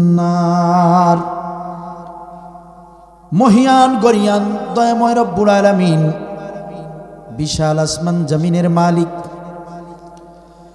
রব্বুল আলামিন জমিনের দিকে তাকিয়ে দেখো বুরহানুদ্দিন উপজেলায় বুরহানুদ্দিন আইডিয়াল একাডেমি মাদ্রাসার উদ্যোগে কোরআনের মাহফিলে গভীর রাতে আমি তোমার গুনাহগার অধম এক বান্দা তোমার প্রিয় বান্দা বান্দীদেরকে সাথে নিয়ে রাতের এই গভীরে কাঙ্গাল ভিখারির মতো করে তোমার শাহী দরবারে দুটি করে হাত উত্তোলন করেছি রব্বুল আলামিন কার গুনাহ কম কার গুনাহ বেশি সেদিকে নজর করো না তাকিয়ে দেখো আমাদের সামনে কোরআনুল কারীম তাকিয়ে দেখো এখনো কোরআনুল কারীমটাকে সরিয়ে ফেলা হয় নাই রব্বুল আলামিন তোমার এই কিতাবের মর্যাদার দিকে তাকিয়ে সম্মানের দিকে তাকিয়ে তুমি আমাদের সবাইকে মাফ করে দাও রব্বুল আলামিন গুনাহ করেছি গুনাহ করে করে জীবন বরবাদ করে ফেলেছি এমন কোনো গুনাহ নাই যে গুনাহ করি নাই রব্বুল আলামিন গুনাহ করেছি গুনাহ করে করে গুনার পাহাড় বানিয়ে ফেলেছি জেনে করেছি না জেনেও করেছি রব্বুল আলামিন প্রকাশ্যে করেছি আবার গোপনে গোপনে কত জঘন্য কত নিকৃষ্ট জঘন্য গুনাহ করে ফেলেছি রব্বুল আলামিন আয় আল্লাহ তাআলা গোপনে যত জঘন্য গুনাহ করেছি সেগুলো যদি আমাদের ঘরের স্ত্রীরা জানতো কবেই তালাক দিয়া বাপের বাড়ি চলে যেত গোপনে গোপনে যত জঘন্য গুনাহ করেছি প্রতিবেশী বন্ধুরা যদি জানতো সম্পর্ক কবেই ছিন্ন করে ফেলতো রব্বুল আলামিন পৃথিবীর কেউ জানে না তুমি আল্লাহ তুমি রব তুমি তো সবই জানো রব্বুল আলামিন আজকের এই কোরআনের মাহফিলের ওসিলা করে আমাদের সকলের সকল গুনাহগুলো তুমি মাফ করে দাও রব্বুল আলামিন তাকিয়ে দেখো এখানে তোমার এমন কিছু বান্দা বান্দি আছে যারা তাদের জনম দুঃখিনী কলিজার টুকরা আম্মা জানকে চিরজনমের মতো বিদায় দিয়েছে রব্বুল আলামিন আম্মা জান যাদের বিদায় হয়ে গিয়েছে আয় আল্লাহ তাআলা জনম দুঃখিনী মা 9টা মাস 9.5 মাস মায়ের গর্ভে থেকে কত যন্ত্রণা দিয়েছি রব্বুল আলামিন মেডিকেল সায়েন্স বলে প্রত্যেকটা সন্তান তার মায়ের গর্ভে থাকাকালীন সময় কমপক্ষে 4500 বার মায়ের কলিজায় লাথি মারে রব্বুল আলামিন মায়ের কলিজায় 4500 বার লাথি মেরেছি যেদিন জন্ম নিয়েছি মাকে মৃত্যু যন্ত্রণা দিয়েছি রব্বুল আলামিন মায়ের শরীর থেকে 2 লিটার 2.5 লিটার তাজা রক্ত ঝরিয়েছি 2টা বছর 2.5টা বছর মায়ের শরীরের তাজা রক্ত চুষে চুষে খেয়ে বড় হয়েছি রব্বুল আলামিন সেই জনম দুঃখিনী আম্মা জান কবরবাসী হয়ে গিয়েছে আয় আল্লাহ তাআলা মেহেরবানি করে মায়ের কবরের আযাব তুমি মাফ করে দাও রব্বুল আলামিন। আম্মা জান যতটুকু নেক আমল নিয়ে তোমার ডাকে সাড়া দিয়েছেন, ওই সামান্য নেক আমলের বদৌলতে আম্মা জানের কবরটাকে জান্নাতের টুকরা বানিয়ে দাও রব্বুল আলামিন। আমরা যারা প্রিয় আব্বা জানকে হারিয়েছি, আব্বা জানের কবরটাকেও তুমি জান্নাতুল ফেরদাউস বানাইয়া দাও। রব্বির হামহুমা কামা রব্বায়ানি সগীরা, রব্বির হামহুমা কামা রব্বায়ানি সগীরা।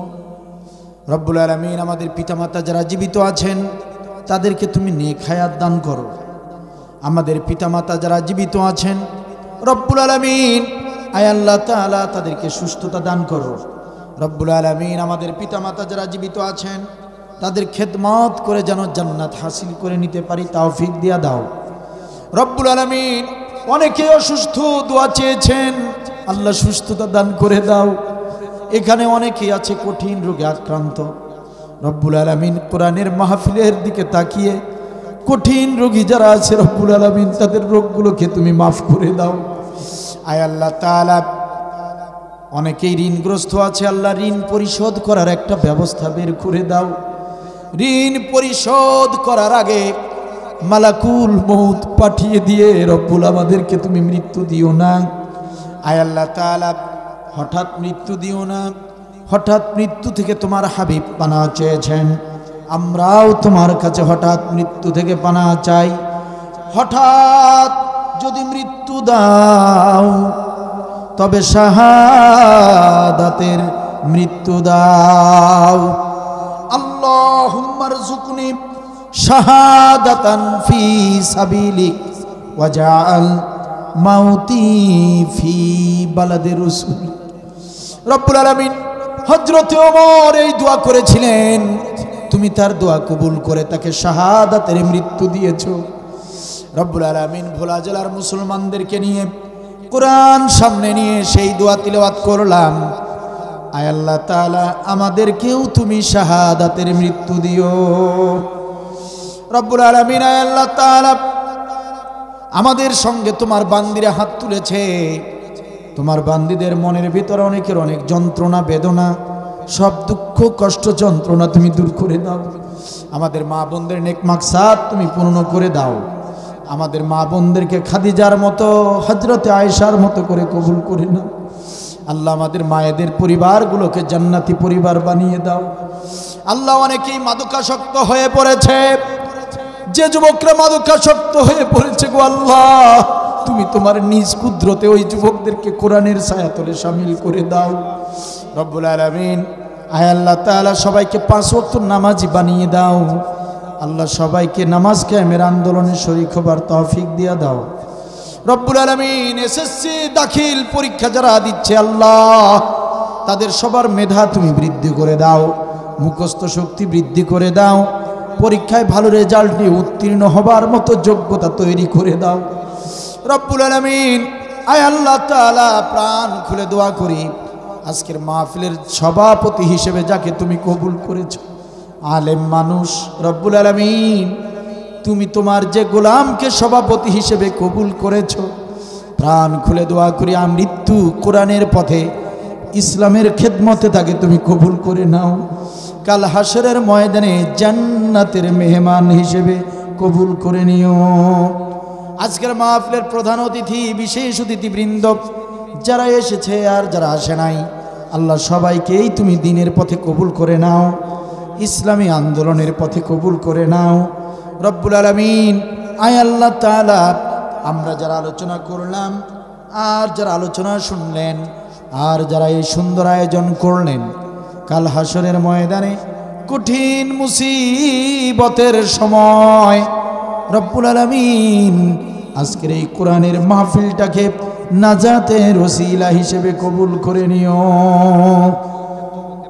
এলাকার যুবকেরা, এলাকার তরুণ যুবকেরা রব্বুল আলামিন তারা উদ্যোগ নিয়েছে আগামী বছর আরো সুন্দর করে, আরো বড় করে তোমার কোরআনের এই জান্নাতের বাগান তারা সাজাবে রব্বুল আলামিন। তাদেরকে তুমি নিরুৎসাহিত করো না, তাদের হিম্মত বাড়িয়ে দাও, ইমানি স্পিড বাড়িয়ে দাও। এলাকার লোক সকলদেরকে সাপোর্ট দেবার মতো তৌফিক দাও, সহযোগিতা করার মতো তৌফিক দাও। অত্র এলাকাটাকে রব্বুল আলামিন কোরআনওয়ালাদের জন্য, কোরআনের জন্য, দ্বীনের জন্য কবুল আর মঞ্জুর করে নাও। রব্বানা তাকাব্বাল মিন্না ইন্নাকা আনতাস সামিউল আলিম ওয়া তুব আলাইনা ইন্নাকা আনতাত তাওয়াবুর রহিম।